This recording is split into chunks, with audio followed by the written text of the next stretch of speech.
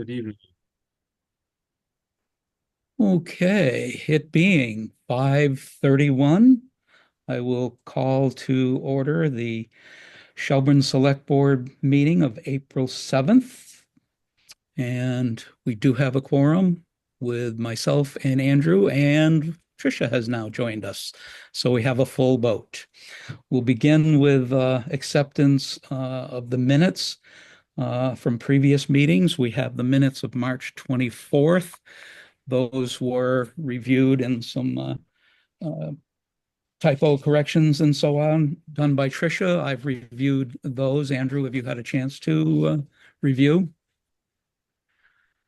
Yes, And is there any discussion on them, or should we move for I'll accept? move to accept. I'll second. It's been moved and seconded to accept the minutes of the March 24th Select Board meeting as edited by Tricia. Any further discussion? Hearing none. Andrew Yes, aye. and Tricia. Aye. And I am I. Motion passes 3-0. The second set of minutes we have is from the uh, special meeting of April 3rd at 1 p.m. of the Select Board, Memorial Hall, for the interview of potential highway laborer and equipment operator positions. And have you read those and good with them? You want to have a motion to act on them? Did I get those? I'm sorry. Yeah, Rick, I'm just trying. when I sent them out, I suggested we wait until the next meeting because it was so late in the day. I missed that part of it. I printed it, read them, and okay. Very good. Everybody good with waiting on those till the next meeting? Yes. Yes, thank you. Perfect. We'll go to our liaison reports. As previously stated, our liaison reports are now written advance from the select board members. They are incorporated into the minutes and available online once the minutes are published. And I have received Tricia's and studied them. I had no corrections or questions. Andrew, on Tricia's? No. Also, I sent mine last week. Any questions on my liaison report? I don't No. have any. And that would bring us to you, Andrew. Do you have a verbal? Are your Um, are your liaison reports included with the minutes? Yes, they are, and they're published in the minutes. Good. I just need to add one thing that the Emergency Management Committee is going to meet this week instead of next week because it's a holy day. So they're going to meet on Thursday the 10th instead of Thursday the 17th. Okay. Got it. Okay, Andrew, do you have any liaison report for us? The Pratt Committee did not meet at its last meeting and is not yet scheduled a new one, so nothing to report there. How much time do you have? Do you want to hear about the highway, or you want a quick one? We don't have our first segment here yet, so go ahead.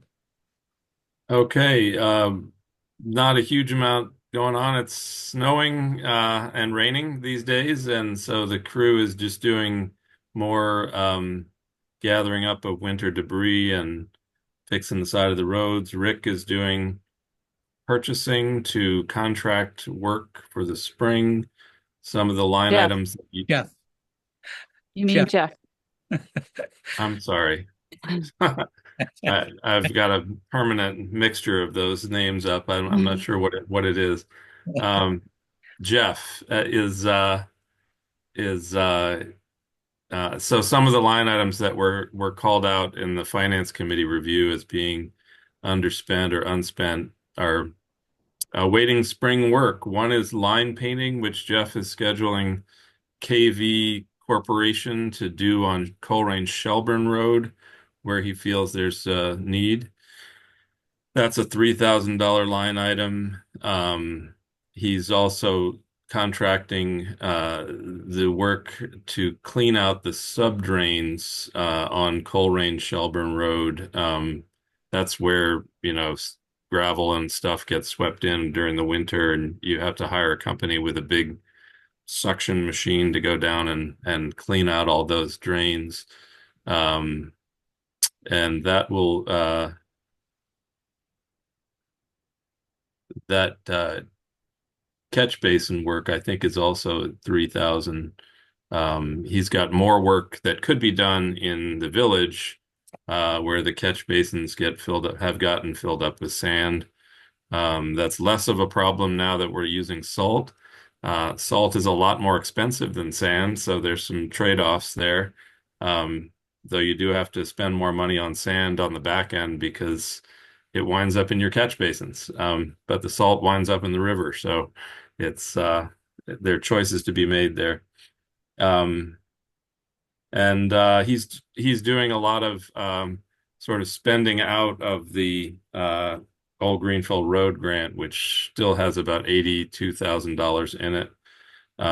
But purchasing riprap and loam and a fabric to stabilize the bank with, and other things like that. The 1-ton pickup truck, which we may or may not replace. If we don't replace it, it will need more work. The rocker panels are rotted out. So that'll be a question when we get to the capital meeting.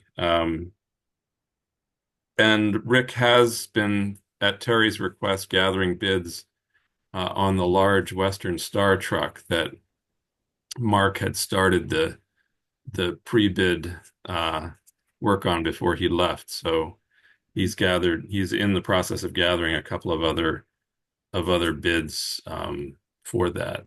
Just to clarify, you meant Jeff again, I'm and sorry. that's quite okay, but also that will reference the Terry that requested looking for extra bids was not Terry Narkowitz, it was Terry from the Finance Committee. Oh, okay. And he did get one more that has Yeah, been he's in the process of getting a third, but perfect. he's only got half of it so far. So the company Mac has given him a bid on the cab and chassis of 167,000. He does not yet have a quote on the body from them. So I guess we're looking at more or less apples to apples comparisons, though according to Jeff, they're not quite apples to apples in the sense that I guess his evaluation is that the Internationals are a lower grade truck than the Western Stars, and tend to have more electrical problems. So there's a question mark there as well that we'll have to get to when we get to that assessment. But that's all I've got on the highway. Okay. Terry, do you have more for us from Town Hall? I was just going to mention, and this occurred late in the day, Jeff has scheduled the second round of interviews for the two candidates that we interviewed last week for the equipment demonstration.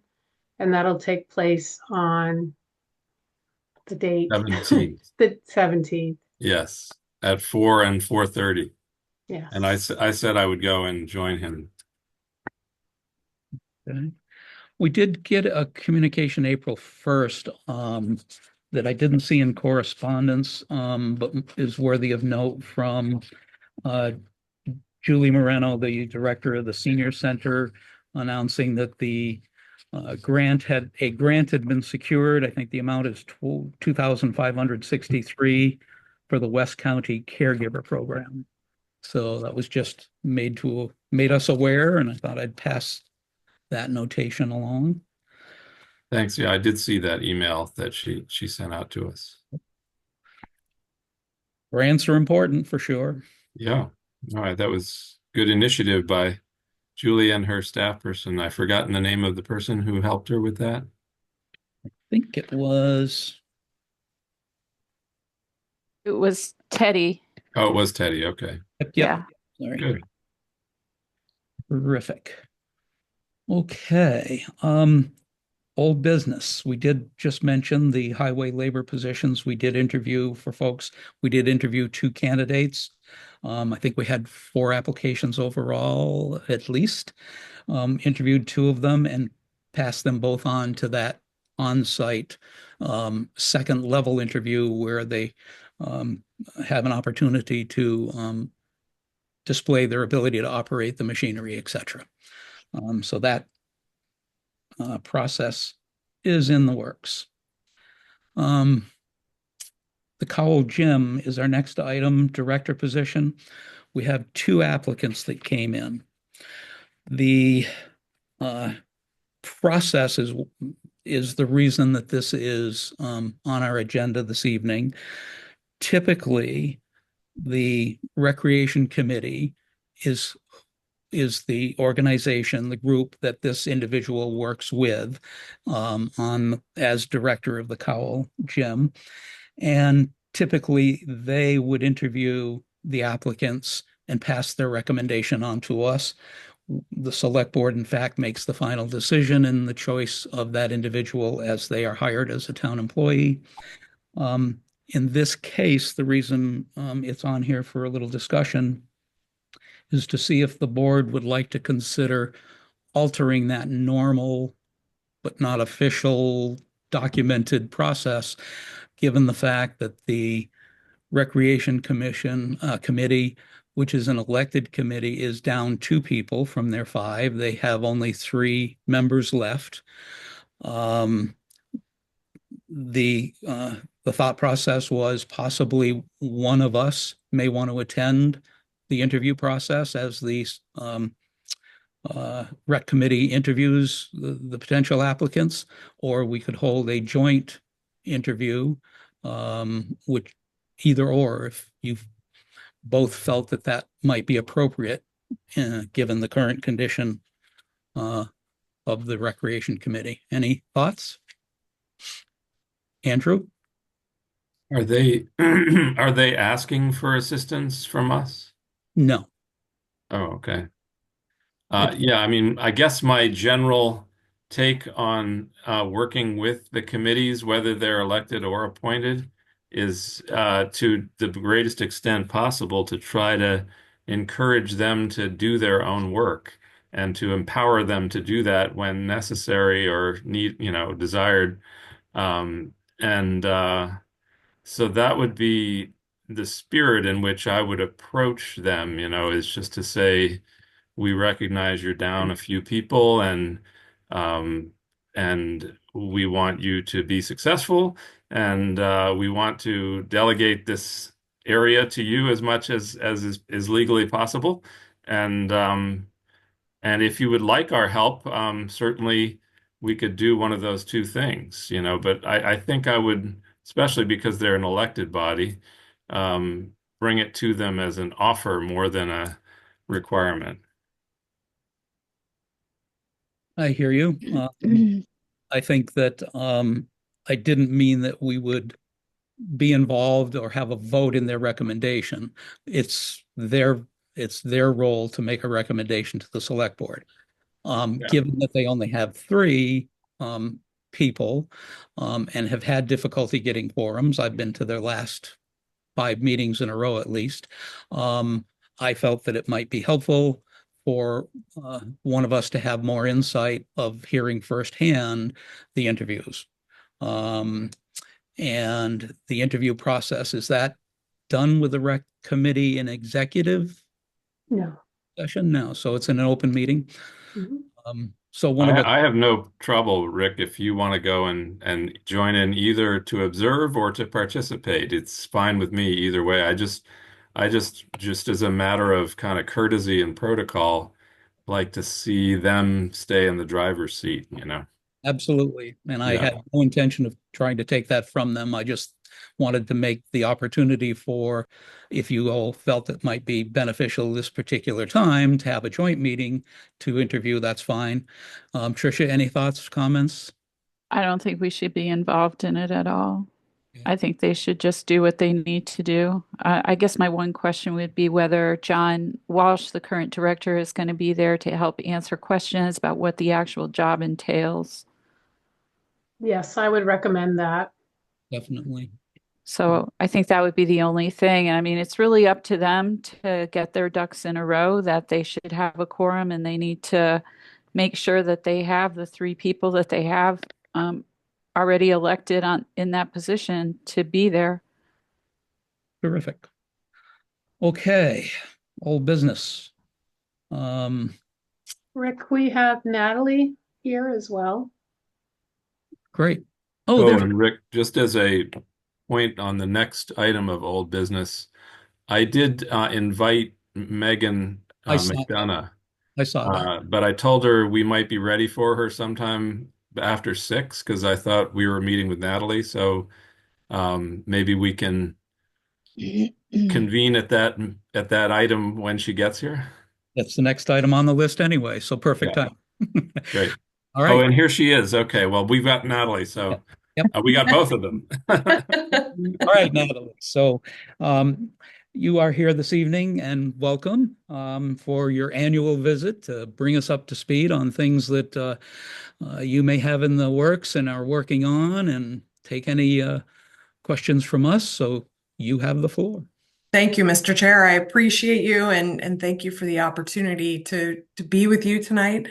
As you noted, this is something that I do annually in terms of meeting with all of the 17 select boards in the First Franklin District, to the extent that we're able to make the scheduling work, which is a feat in itself. And I just want to recognize my legislative aide, Corinne Coriat, who goes above and beyond in terms of trying to manage the Boston schedule, the district schedule, and making all of these things happen. So I'm grateful that this worked out tonight, and am certainly thankful for your select board for doing everything that you do for the town of Shelburne.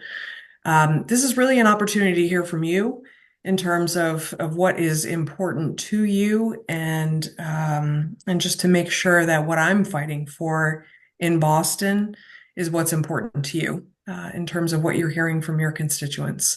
I think you know from the many times now that I've appeared before the select board, I'm fighting for really everything rural, when it comes to what we're talking about on Beacon Hill, whether it's rural school aid, an unpaved roads program, additional funding for Chapter 90, which I just want to point out, I'm extraordinarily grateful to this governor for proposing a multi-year Chapter 90 bill that includes $100 million over the traditional $200 million that we have been receiving. And that $100 million is proposed to be dedicated by roadway mileage. And we know that when we see dollars coming to our communities in a formula that is really focused on roadway mileage, that we benefit. So this is a really good proposal from the governor when it comes to Chapter 90, and certainly something that I'm supportive of and will be fighting for in Boston. But I really just want to turn it over to you, so that I can hear from you what you are hearing from people in Shelburne on the ground, so that I can make sure that what I am fighting for is what you are fighting for too. And I really just want to turn it over to you, and I'm happy to answer any questions that you have. Terrific. I will say that although I follow what you do, all the reports that we see, the emails that we receive, and your advocacy for, as you mentioned, rural Western Mass is to be recognized. I mean, you do a great job, and that's what you're there for, and you're doing it. So good on you. I personally uh, am buried in town business, pulled every direction there is, and don't have any dogs to fight in that particular area. So I'll pass this over to. We'll start with Tricia. Hey, Natalie, it's good to Good see you to, again. it's good to see you, Tricia. Yeah, I want to echo Rick's gratitude for all the work that you do for Western Mass. I mean, honestly, feel um, that we're quite well represented by you, that many of the things that bug me about how things work, you're already on. So, Chapter 90 was a really big one. Rural school aid is the other major one.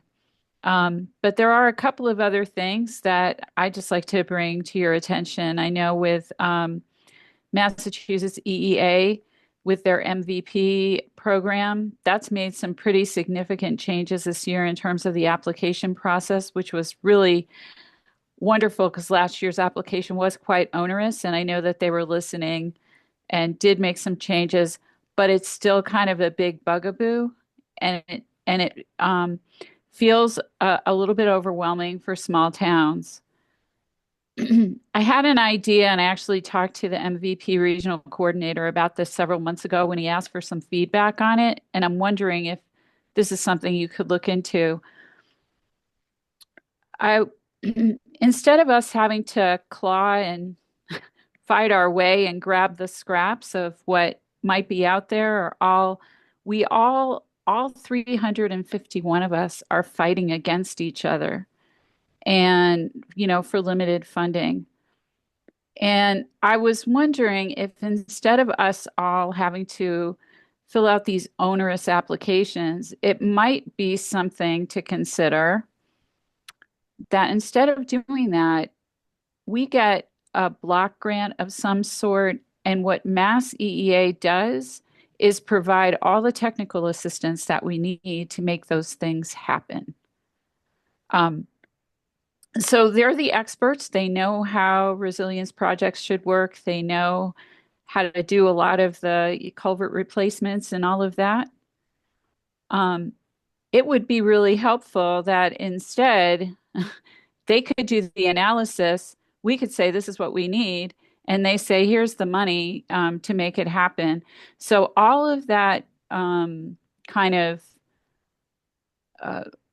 all the work that we ever try to get done, it takes at least 3 years because we have to do the analysis, then we have to do the design and permitting, and then we have to do the construction. So it's never anything that happens really quickly.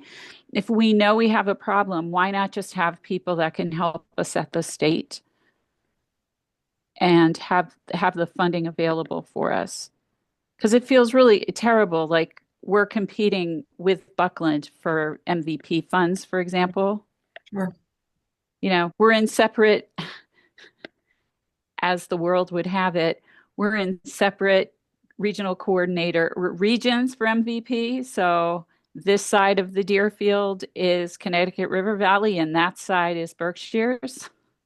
So, but we're, could fly a paper airplane from one town to the other. So, anyway, so that's something. And one other thing is about in general, and I think that you're working on this already, is the regionalization. Things that we could regionalize more. And again, I'll go back to Massachusetts, our small state, has 351 unique ways of doing everything.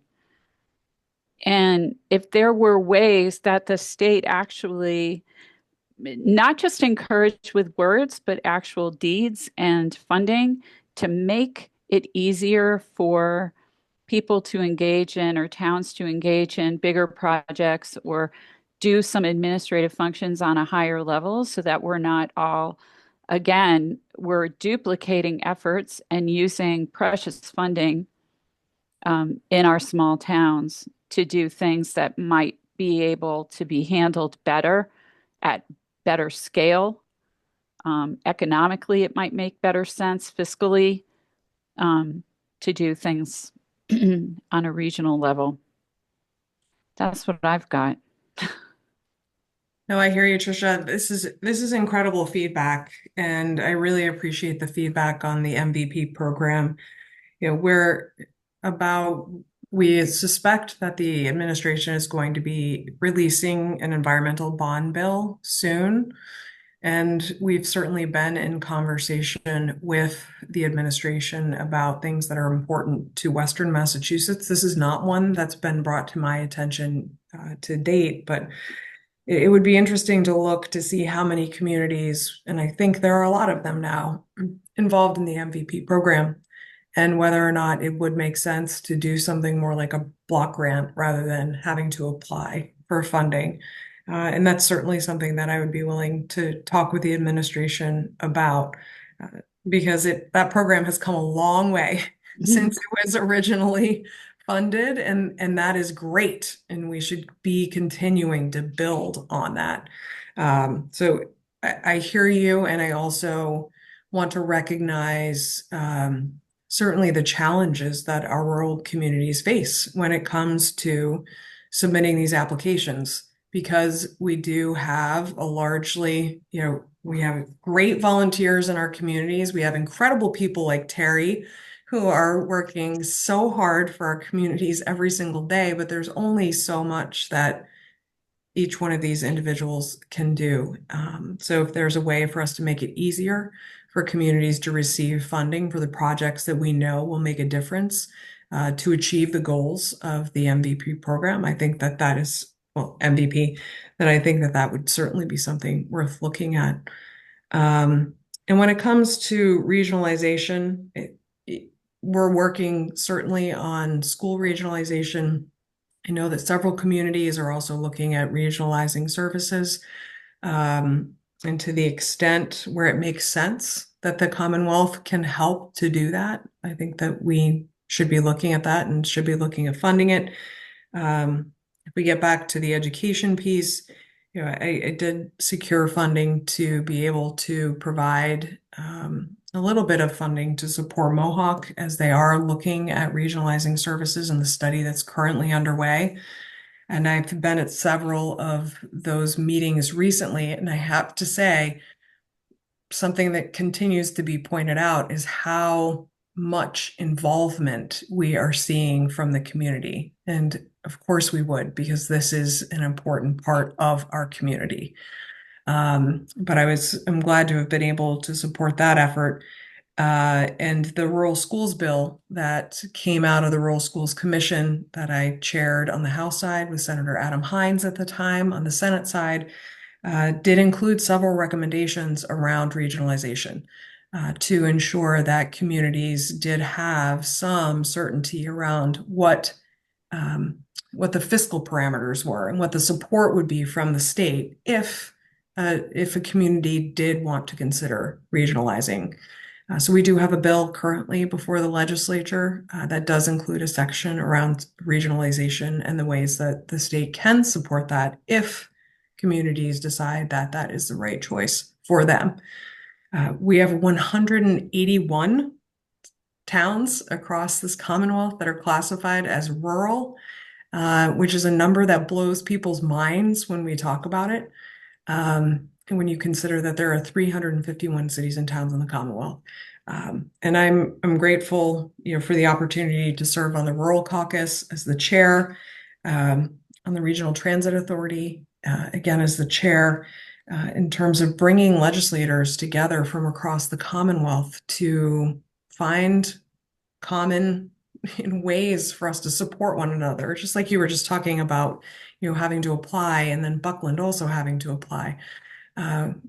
We have to find ways for us all to support one another and break down those silos and really find ways to support these rural communities. I was just in Portland, Maine over the last Friday and Saturday at a conference that brought together rural legislators from Pennsylvania up to Maine. And it was really fascinating to talk with how other states are beginning to or are addressing things like housing, education, transportation, agriculture, and to bring together, people who are all committed to the success of their communities who just happen to be rural and are spectacularly so. So I appreciate those comments. I'm happy to follow up on the MVP program, and certainly am supportive of regionalization efforts in whatever way that I can if communities are interested in pursuing that. Great. Thank you. Thank you so much. Absolutely. Andrew. Yeah, hi, Natalie. Andrew, it's good to see you. Good to see you too. And just to go to your first question about our constituents, I'm sure you were mindful of all of our constituents who were out this weekend protesting various actions of the federal government. So I think you can probably infer from there some of the needs that will be coming to the state level.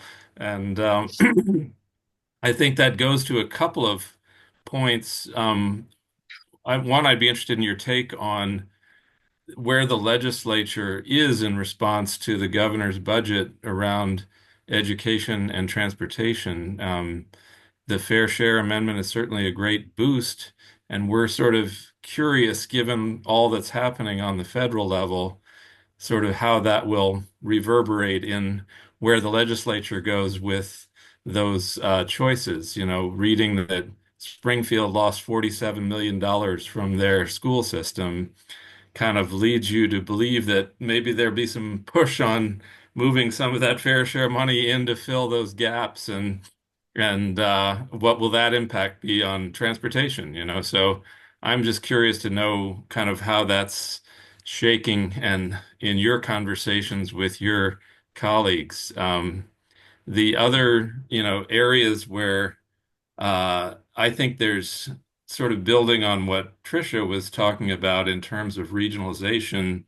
One of the ways we do regionalize or have is through the Community Development Block Grant Program that does allow for multi-town applications, which is the good part. The part where I think there's really room for some healthy re-examination is looking at whether that program can be broadened to address housing needs in different ways, not just through the housing rehab program, but perhaps other kinds of support for affordable housing development efforts. Because that's what I hear from constituents is housing is not affordable here.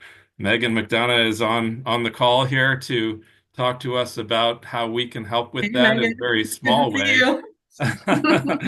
But I think there are bigger ways than just developing one little village lot that we might be able to help with if we could make the block grant program work in a more flexible and innovative fashion than just the, you know, very rigidly defined areas that it can currently serve.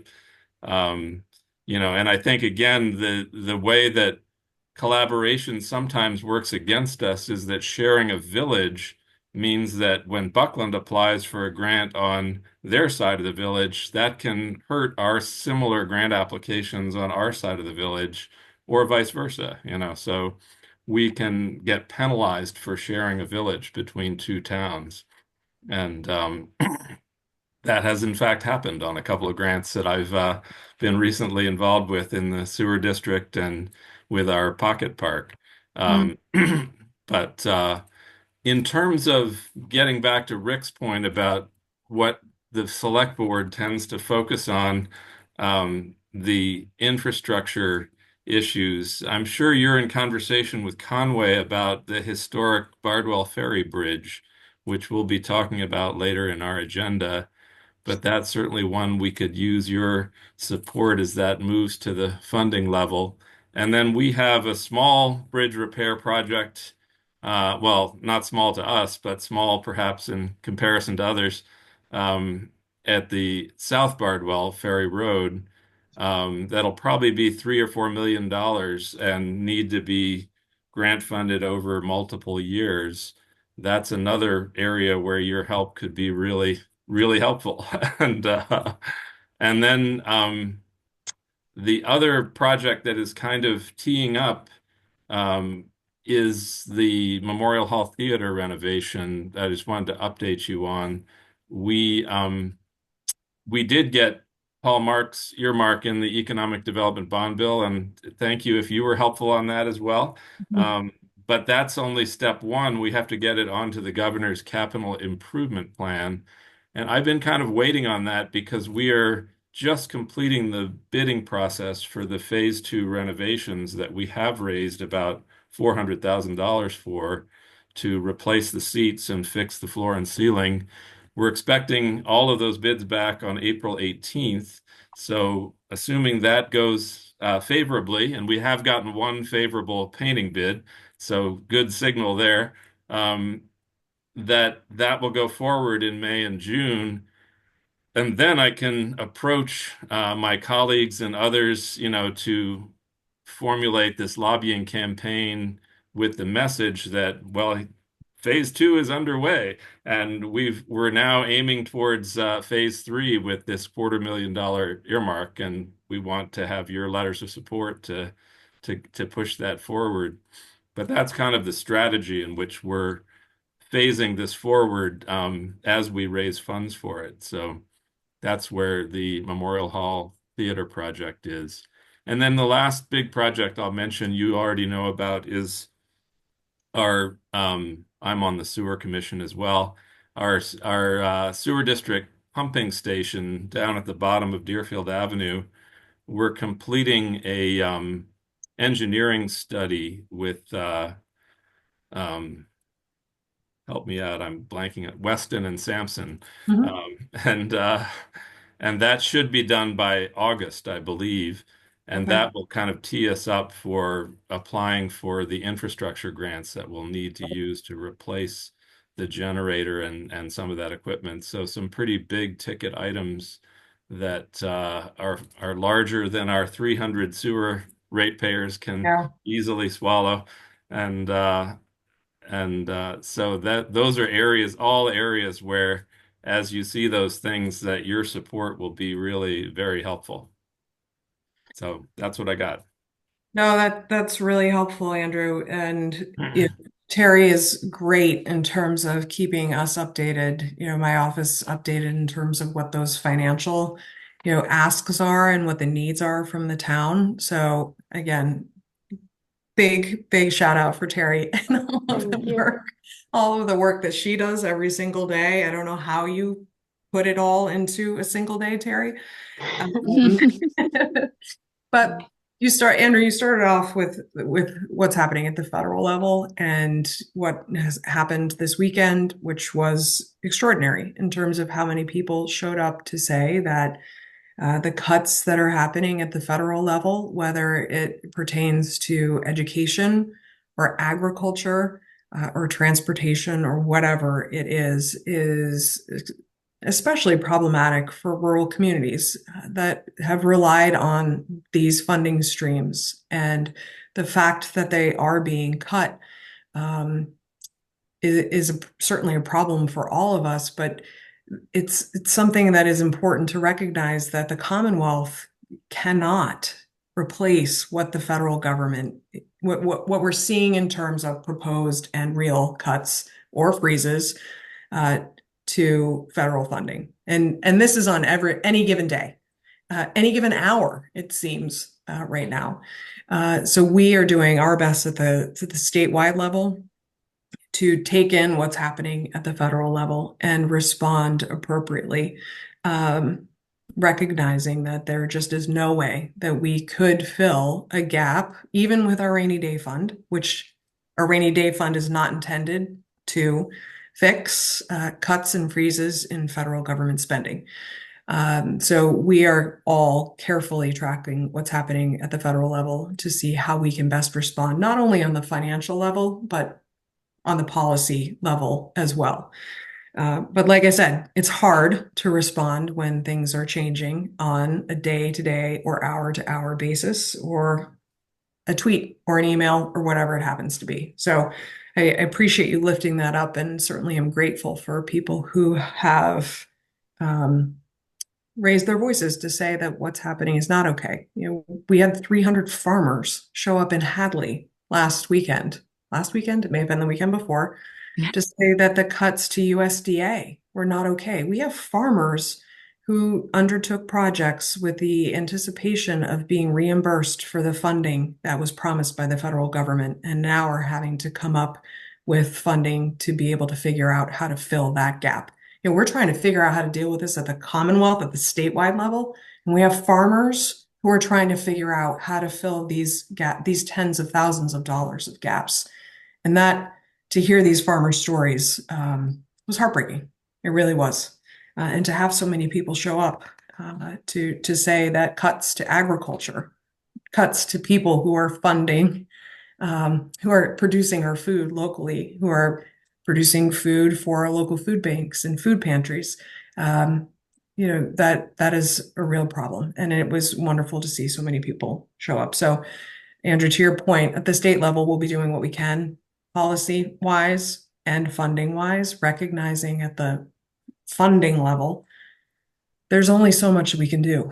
And if you look at the consensus revenue numbers, what we saw just for the state budget is that, over the last 6 years, we've seen growth in the budget.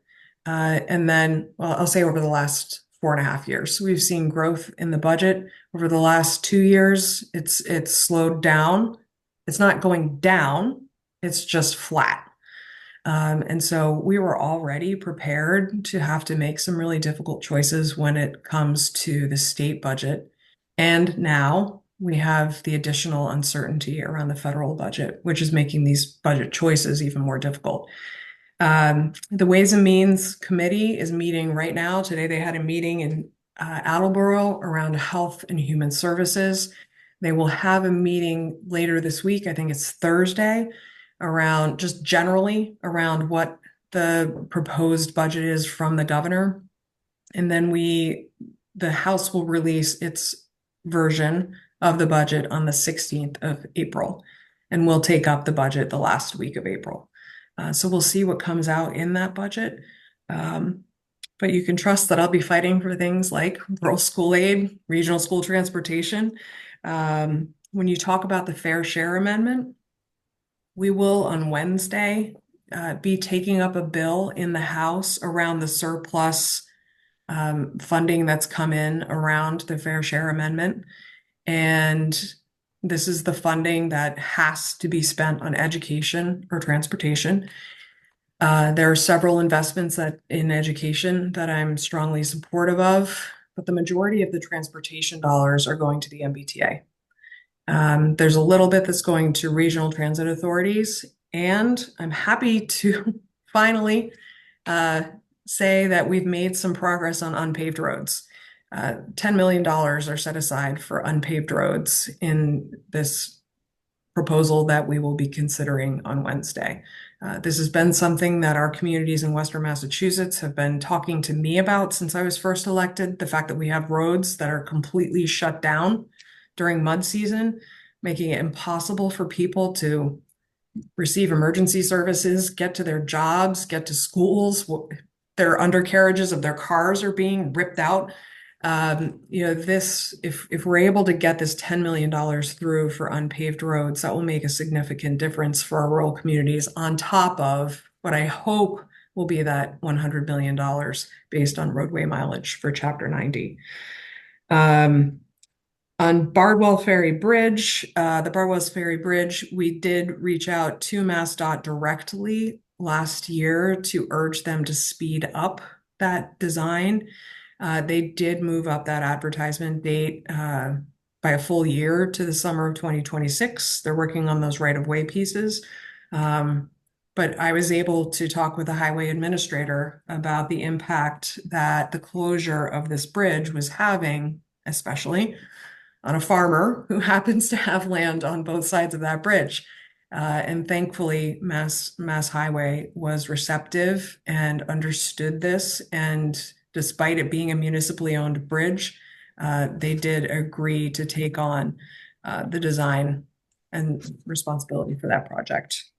And then just in terms of grant support, Andrew, Terry's got my number. If we need, if you need a support letter, we are happy to do that. And like in the case of Bardwell's Ferry Bridge, we'll pick up the phone and make that call to talk about how important these projects are for Shelburne and really make the case. And, as in the case of Bardwell's Ferry Bridge, hopefully make the difference in terms of making the project move a little bit more quickly than government sometimes lets us do. So I think that's everything. There's a lot there, Andrew, and I appreciate all of Oh, your. I appreciate the rundown. That's great. And Memorial Hall, I just want to say, in terms of releasing that earmark, certainly be in touch with Senator Mark's office so that that advocacy can happen to release that bond bill earmark. Great. No, thank you. We're happy to support that. Good. Wonderful. Great presentation. Terry, anything you would like to ask or add? I just want to thank you, Natalie, for all the lobbying you do for us. I was thrilled that the remote meetings is now Yes, extended until 2027. 2027. Someday maybe it'll be permanent.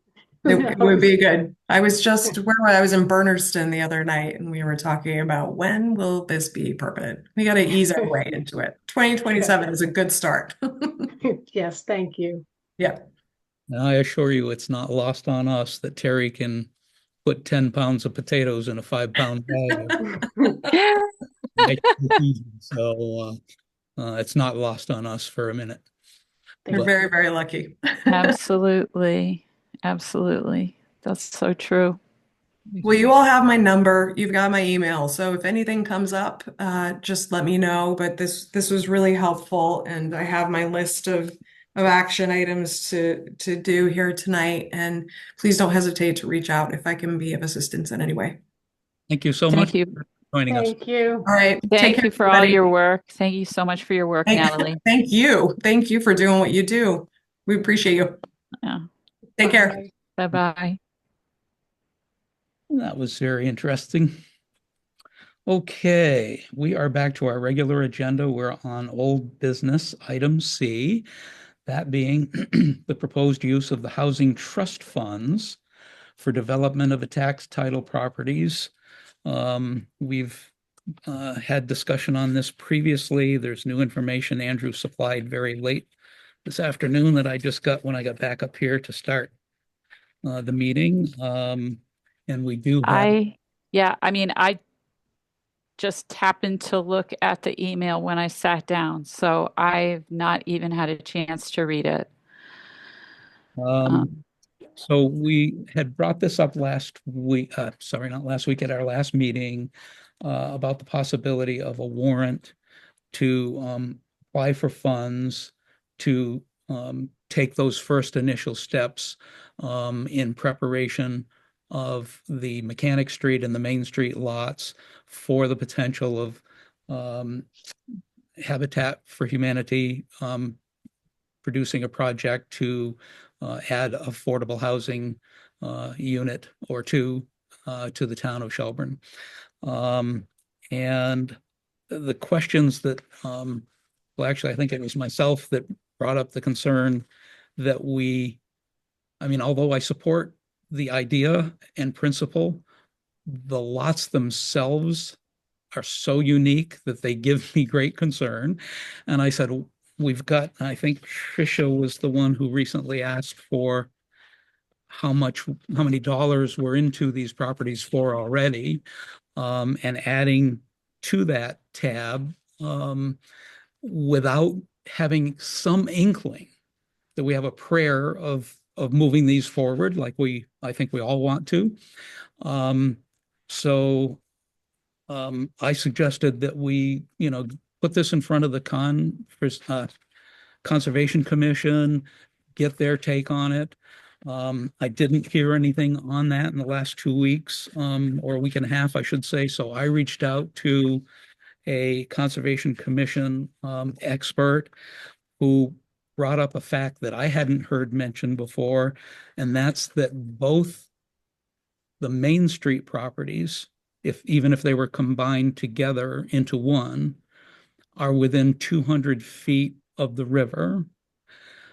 And the the Mechanic Street property, every square inch of it is within 200 feet of a perennial, what do they call it? A perennial stream, thus kicking in not just our Conservation Commission, but the DEP of needing to be able to be consulted and sign off. So again, there's so many of these things that we could look at and pursue and get opinions on before actually adding money to it, that I had those hesitancies. And that was when we said, let's put this off, ask you, Megan, to join us for your input. I mentioned at our last meeting that you may have knowledge of people that we can go to and solicit information in that regard too. Maybe you've had experience in 200 within 200 feet of a perennial stream before, and have contacts at DEP to cross those bridges before we start committing more money to a project. So that's what got us here this evening. Andrew, this is your baby, so to speak. So you may have the floor. Thank you, Rick. So yeah, I just wanted to start from where you uh, kind of laid out to make a few um, mapping points. One is that there are two separate property or two separate areas here. There's the Main Street, two parcels, and there's 49 Mechanic Street behind the bandshell. In the preliminary work that I did to put together a CPA proposal for this, which is now in front of you as a housing trust fund proposal, I looked for nonprofit developers that might be interested, that would be eligible under the bylaw that the voters passed in 2023, expressing their will and their interest in developing tax title properties for affordable housing. So next step is to say, are there affordable housing developers out there who want to do that with these small properties? The process that yielded so far is that Habitat has expressed interest in the 49 Main Street project property, but not the Main Street property. So my proposal would be, let's just take that one first and set the other one aside for the time being until we either resolve those river proximity questions. If we can determine, yeah, that's out of the picture, then that'll be off the table. But my research has shown me that each step in the pre-development process is designed to address the very concerns that you raised, which is to say, do we have a deal breaker here? And if we do, then we don't need to go to the next step.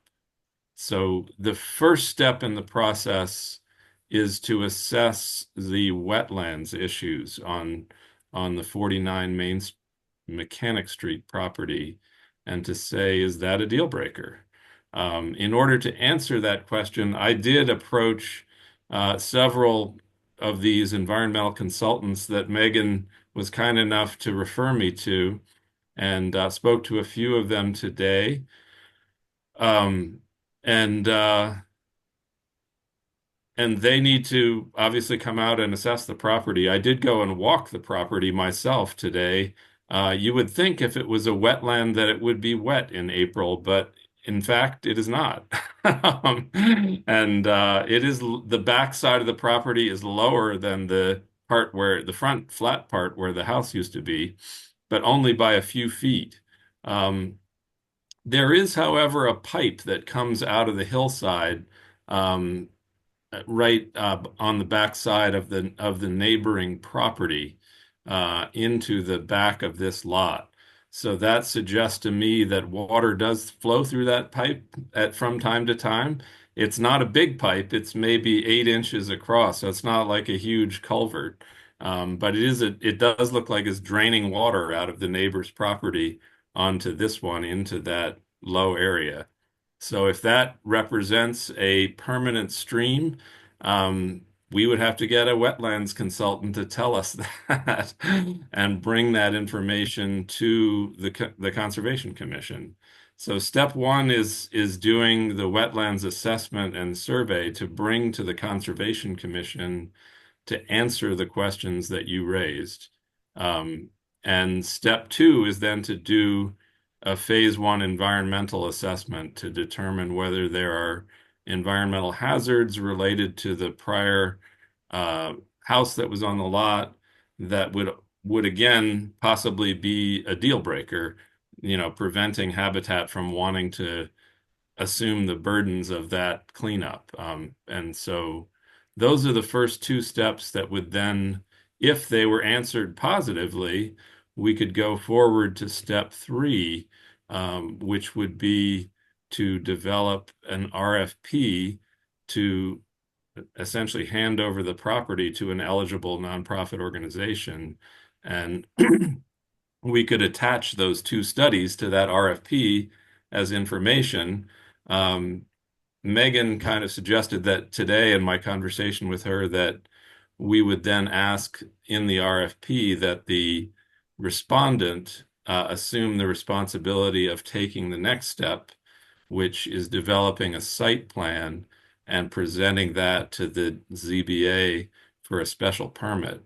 So those are the major steps that we need to follow in the pre-development phase to move the property to a buildable condition.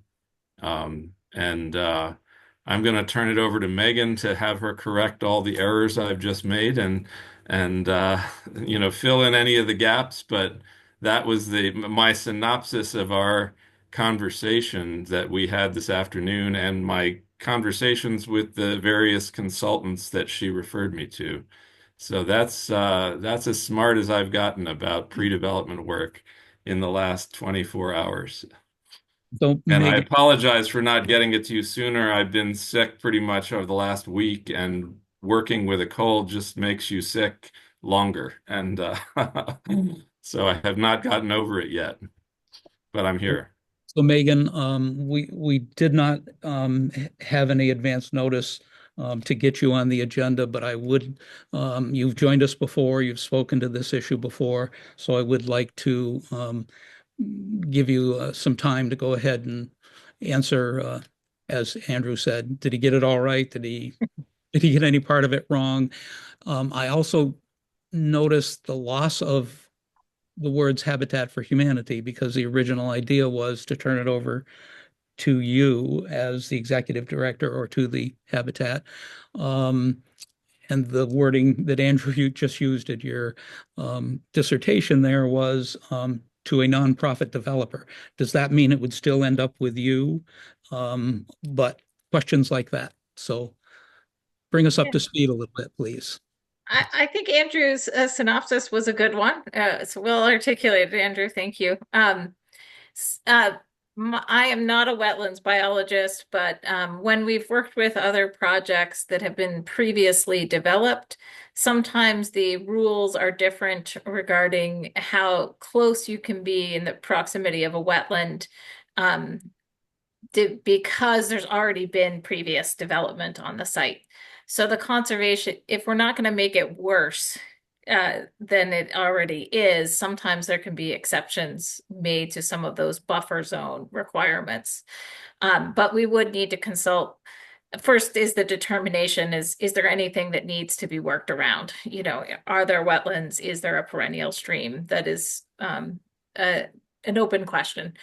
And whether or not it's a wetland has to do with the type of plants growing there, the soil types, and that's what a wetlands expert would come out and determine. They looked at what's growing, they'd sometimes take a little sample of soil and figure out based on that evidence in the ground. And spring is a great time to go check those things out. When we've worked with other towns, in most cases, when the town is taking surplus land that is owned by the town, they put out a request for proposal for a developer.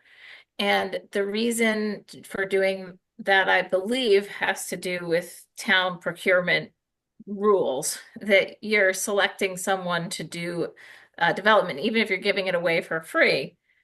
So you would put in your request for a proposal, and it can be brief. It doesn't have to be a huge thing. You can say, you know, send us a page with your qualifications. It doesn't have to be extensive, but usually it would define the characteristics of what you're looking for. Like you're looking for a developer who has experience developing affordable housing that ends up on the state housing inventory, or you can give preference for a nonprofit developer. So I think that's why Andrew was referencing a nonprofit developer.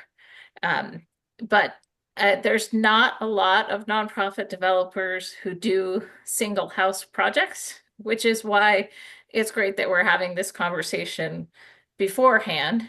You know, if someone else comes out of the woodwork and you get two bids, like fabulous. Habitat is always happy to have more people building housing, But as far as I know, we're probably the only ones who are going to bid on your RFP. So that's why it was good that you asked we I had share that assessment um from my efforts to beat the bushes there. there's a lot of great affordable housing developers in the Pioneer Valley, but they tend to get need a larger scale to be able to work out the financing to fund the projects. Whereas we rely more on community investment and grassroots donations. So that's what makes it more possible for us to take on smaller projects. Okay. All right. Tricia, do you have any comments or thoughts or questions? I do. And first of all, I didn't get a chance to really read through what you sent, Andrew, because it just came in. So that's unfortunate. But also, in my experience, when we were dealing with the knotweed problem, for example, the Concom normally just looks at a map and they can determine the distance from a wetland or a waterway, perennial or not. And that's what they used for that particular instance. So, has anybody ever in the history of this whole idea behind the Main Street properties or the Mechanic Street property even just asked the Concom to take a look at the map and see if it's within the 200 feet? And I believe, actually, Rick, there's another stipulation in the wetlands statute that is a 400-foot buffer, but I might be mistaken. It would have to be looked into, but I think that seems like the easiest and cheapest way to start, because if they just say they can look at the map, you can draw, you can measure the distance, and if they say, it's within 198 feet, sorry. And if you think that's too close and you want to get a wetlands specialist out to do the measurements, that would be fine. But we haven't Well, even done the free part Trisha, yet. I'm happy to go and have a conversation with the Concom, but I'm not interested in them dismissing the project on a purely cursory statutory review. We ran into this same issue when we worked to develop the Pocket Park downtown into a park from a small vacant non-conforming lot. And what we're doing here is we're going as one town board to another town board and saying, here's what the voters asked us to do. What do you think? Are you able to work with that and look at your regulations in the spirit of moving affordable housing forward in Shelburne Falls? And I think that's what Megan is alluding to in saying there may be wiggle room here. And Can we ask? if you go and take a look at the lot yourself, which I just did this afternoon, it's about 3,600 square feet in the rear third of the lot, which slopes down maybe a couple of feet. And it's almost entirely covered with leaves at this point. There are no plants growing there. It does not, and it's not wet. There's no water in it, not even in its deepest part. And this is April. I will say, with regard to what you mentioned, Tricia, that my comment that every square inch of the lot of Mechanic Street is within 200 feet of a perennial stream, that is definitely confirmed from our Conservation Commission by the maps that you referred to. As I said, it's not rocket science. They have it all mapped out. They know what's a perennial stream and it isn't, and so on. So, but no one has officially approached them to render a decision or give us advice as to, does that in fact trigger a application to the Environmental Protection Agency because of its 200-foot or within 200 feet condition. Terry, I saw you have a question. Yeah, I just wondered what the difference would be between seeking an opinion from our Conservation Commission versus a wetland assessment or survey from an outside firm. Is it because the nonprofit group would expect a more detailed evaluation than what our local conservation commission would give? Megan? Typically the purpose is because the wetland's not mapped. So there are wetlands, big wetlands on state maps, but they don't capture all the small wetlands. So usually you're sending out someone to do a delineation of the wetland boundary because it's not known. Shelburne does have a map of wetlands in existence already, in addition to the perennial stream map. So there may not be a state one, but I've watched it, looked at for hearings that I've attended of the Conservation Commission already. So that may be unique to Shelburne, but And I am not this is just usually what happens with that delineation is it then goes to the Conservation Commission. They're the ones who approve it. So, this is definitely a conversation that involves the Conservation Commission either way. It's not, there's, and so, yeah, I have not personally talked to them. Rick, I'm just wondering also, if I may. yes.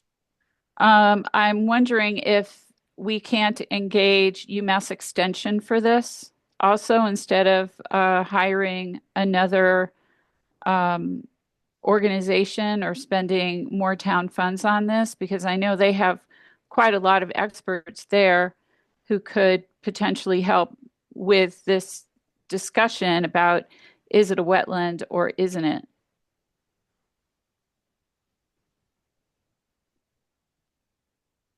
Have we ever tried to do that? My experience of the projects in which we have engaged UMass Extension students and faculty to do work for us is that the result is that those become student projects that are only advisory in nature, and that we tend to have to replicate their work with the work of paid consultants. That was the case when we invited people to come and help us do energy assessments in the Cowell Gym prior to the energy efficiency work we did with the grant that we acquired back when we became a green community for the first time. So we got a lot of great input from students, and then we wound up hiring a consultant to essentially do their work in official form so that we could move forward with the projects and bid them out. So this project has been discussed for several years, obviously, with the zoning planning board adjusting the zoning to make it possible for this to move forward, or on similar lots in town as well. I think the reason it feels so uncomfortable and rushed is that we're at deadline for warrant article posting, which is what you're asking for, to earmark another 10,000. No, that is not what I'm proposing, Rick. I'm proposing that we spend up to $10,000. And those words "up to" are ones that are very important to me to add to almost all of our spending articles, because what they mean is that you proceed step by step, and you don't proceed further if you don't need to spend more money. And the money that you acquire then can go back to the Housing Trust Fund if you don't use it. Totally understood. So I'll rephrase it. You're asking to set aside up to $10,000 in Housing Trust Fund money at our upcoming annual town meeting without having taken what appears to me to be obvious first steps with our own very experienced, very schooled Conservation Commission that can bring some of these known requirements into play, such as the Environmental Protection Agency. I never had a clue that that may be a factor for being within 200 feet of a perennial stream, but the Conservation Commission is keenly aware of it. But it was also the first they'd heard of it. So um, that's why I think there's some level of discomfort of just moving so fast because it's been a town-owned lot for 20 years, 10 years, forever in my memory almost. I hardly remember when the property burned, but so it didn't feel like urgency to me to skip seemingly obvious no-cost steps. Um, and that could possibly be mitigated by a condition that those steps be taken prior to action at town meeting, but That would be and fine. just food for thought. Any, I would just like to add one more thing too, regarding that particular property on Mechanic Street. Um, Sometimes during flooding events, and especially with climate change, there are wetlands that actually express themselves or streams that express themselves that you don't normally see the other times of the year. And so that has a different impact, and you would have to consider that looking forward, given the drastic changes we've been seeing in our climate. Um, so I think that, and I would agree with Rick that the discomfort I'm feeling with this is that it feels really rushed when we could have potentially done, well, we could have done other steps in the meantime, all these years. I know the planning board dealt with it when I was on the planning board, and I've been on the select board for a year now. So I think there could have been some other things done to at least say if Concom says it's not good and we disagree with what their determination is, though I don't know why we would, but if we did, and then we said, well, we want to get a separate, independent, sort of non-town affiliated opinion about this, then that could have been done. Well, the approach that I was envisioning by this up to request is again to provide ourselves with the resources to take whatever steps would appear useful to continue to move the project forward. So if the project can reach its preliminary determination without needing a wetland survey, and the Concom can look at it and say, oh, sure, there's been a house there for 150 years. No problem. Go forth and build it again.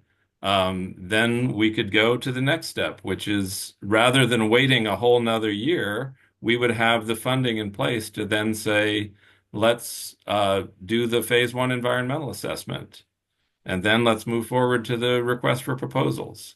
But if there's a deal breaker at some point in the process, then we would stop and we would return the money to the Housing Trust Fund. So well, we're not proposing to just throw money out the window. We're proposing to give ourselves time and resources to do the deliberate, considered work needed to move this process forward. and that process would require, if it were brought to town meeting, if it were approved, the expenditure of it would still come before the board again, correct? At every step. So I also don't want there to be any misinterpretation that I personally don't approve this. That's exactly what those funds are meant for. And when we've approved using them for other things, it disturbed me, but I was early into the board role. Now having a little deeper knowledge in it, I like the fact that it is earmarked for something like this in its original intent. And had that property been absolutely, there's not even a question, it's buildable, let's just get it done, it'd be all over by now. I think the concern is that from everything that I can find in due diligence, is going to be a tough row to hoe to get something approved.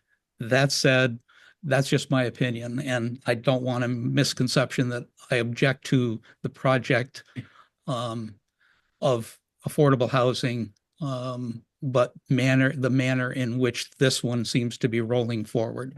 But I appreciate your explanation about the process should that money get approved in a warrant at town meeting and how it would be spent. So where do we take this? Well, I completely agree with you, Rick. There is one scenario in which we would spend zero amount of this money. If we go to the Conservation Commission and they say, there's no way in hell that we're ever going to vote for this, so go home, Andrew. Go back to your side of Mechanic Street. And I was there when that house burned down 20 years ago. So I remember what it was like when there was a really nice little Greek revival house sitting on that property, and I think there can be another one like it again that would address an important need in our community. And it's worth exploring to me. And if I have not been diligent enough for you two in trying to move this process forward, I took a day off to make these calls for you all. So there's my in-kind contribution to affordable housing in Shelburne Falls. All right. So we are at a time we need to make a decision as to whether this goes to the warrant. There's not time 2 weeks from now to bring this matter back up. We kicked the can down the road from our meeting 2 weeks ago. And unless I'm mistaken, we should accept the motion and put this matter to a vote. Am I correct in that thought process, Terry, timing wise? Yes, the select board can choose to put an article on the warrant for this particular project. I'd be happy to make that motion. I don't know if I'm going to make it in the way that it will does it have to be in the form No. that it will appear on the warrant? No. Okay, then I would just move that we earmark up to $10,000 to continue exploring the pre-development questions around wetlands and environmental assessment for 49 Mechanic Street. And that we'll work out the exact language on the warrant when we get there. And reference, I thought we were going to reference running this by our local Conservation Commission. Oh, yeah, and that we will, as part of that process, we will begin by approaching the Conservation Commission. Okay, it has been moved. Is there a second? I'll second that. It has been moved and seconded. Is there any further discussion? I would just say, I hope that while I appreciate very much that you took a day off from work, Andrew, to make the phone calls, I am not available like after 2:30 on a Monday. So anything that I get after 2:30 on a Monday, I don't see till we're sitting here in the select board meeting. And so it's very difficult for me to make a decision based on information that you and Rick have had time to look at that I have not. So that's just, but I won't be your problem soon. So that'll be fine. I appreciate, Tricia, and I appreciate that you like things in writing. I did, however, restate pretty much everything in that email that I wrote to you all. So you have it orally as well as in writing. Everything I've said here is basically the content of that email. I get that, but I also like to have time to think about things. I don't like to make rush decisions. So that's my discomfort with this, but I've seconded your motion. Any further discussion? Hearing none, it's been moved and seconded. We'll put the matter to a vote. Andrew? Yes. And Tricia? Yes. And I will support it as well with those conditions that you included. So the matter passes 3-0 to add that to our annual town meeting warrant. There you go, another one done. Thank you. Indeed. And thank you, Megan, for taking the time to be with us this evening. I wish I had more specific answers for you, but I appreciate the town's support for affordable housing. Well, So- we'll Whether or see not what this is the site or not, so. we'll see what the Concom has to say. It's a learning curve for all of us, for sure. Thank you so much for coming. Okay, we'll go on to new business. Norman Beebe, Recreation Committee Chair, has submitted a request to earmark Cowell Fees Reserved Account for appropriation. You've had that in your packet. Let's see, in a nutshell, they're looking for reserving $21,000 of that appropriated Cowell user fee account for the outdoor court renewal project. That includes expanding the existing court surface, patch the cracks in the current surface, repaint the current lines, and reline or line the additional pickleball court lines, and clear coat the entire court. Is John here to help us with this question? He is, but I also have something I'd like to add. Gary, go ahead.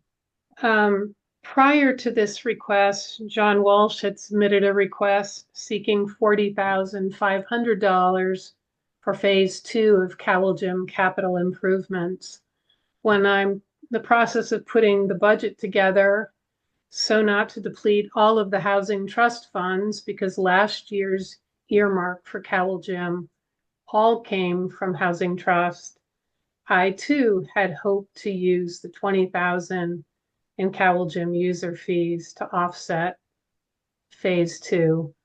So there's a limited supply of Cowell Gym user fees, and I think at this point, the select board and the finance committee will have to decide how to prioritize these two requests. Can I ask a question? Go ahead. Sure. What is in the Cowell, the Cowell user fee account right now? 21,000. Okay, and they want to use all of it for Yes. this project? Okay. I think that could And- use words up to as well. The words up to are technically not used in a warrant. It was once argued by John Taylor on the floor that you earmark a specific dollar amount, and if you do not use that dollar amount, it automatically goes back to free cash at the end of the project. Great input. Thank you. You're welcome. John Walsh. I would just like clarification because I understand that there's a second amount of money available that brings the total over $30,000 of what may be available if one account is merged with another account, which I thought was what the last meeting discussed, and that Norman would be bringing this forward to the select board. I would Might- have to verify with the accountant. There are two accounts. One is labeled specifically Cowell Gym fees reserved for appropriation. The other, I believe, is just revenue from Cowell Gym, but I need to find that out.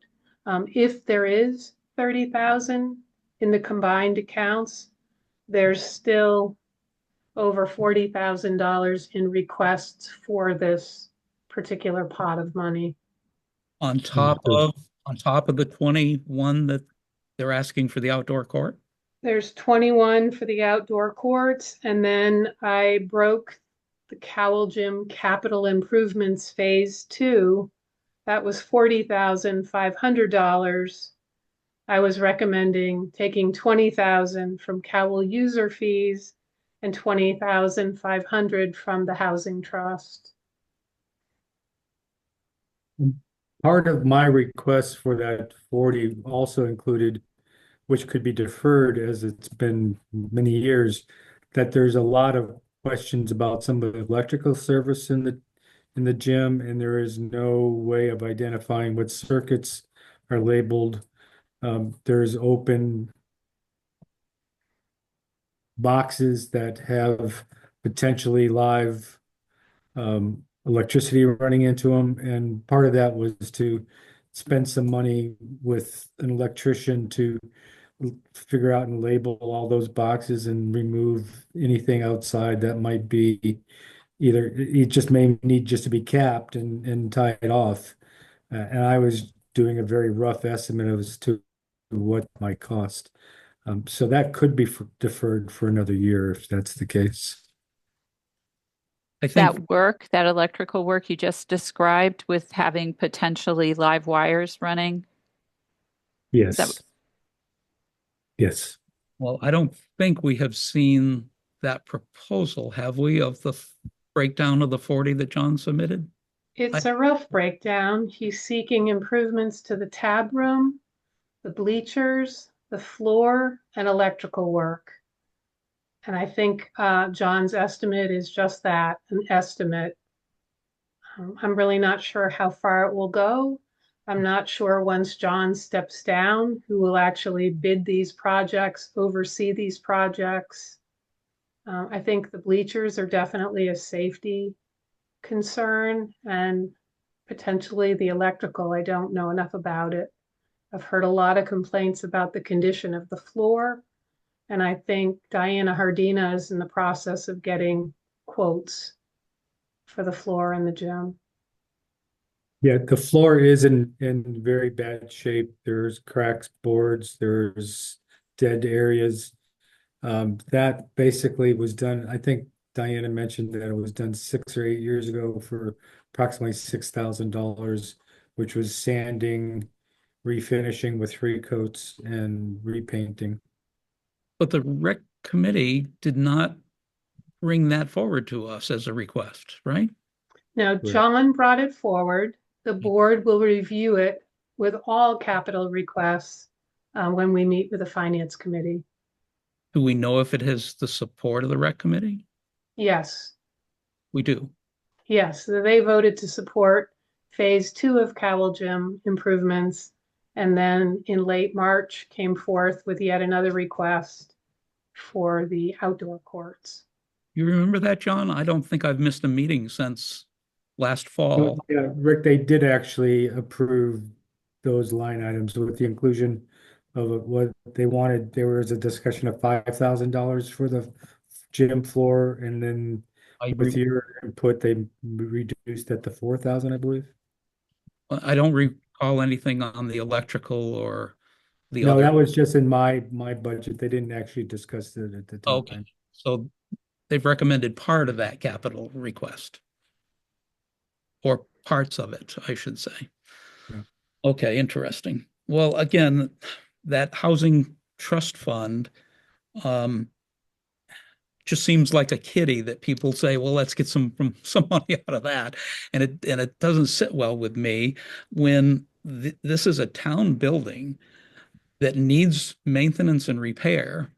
It's a capital expense, I would think, that should come out of the tax process as opposed to trust funds that were designed for a totally different purpose, but we have the right to say, well, that's okay. Let's spend it on such. But that's just my take. Terry, how far off? Although the housing trust funds came from housing rehab loans, it was a community development block grant program. So we've always tried to earmark those funds for community development block grant eligible projects, capital improvements, that handicapped accessibility, infrastructure projects, and now social service because we're earmarking money for the food pantry in the coming year because it's our only means of supporting them.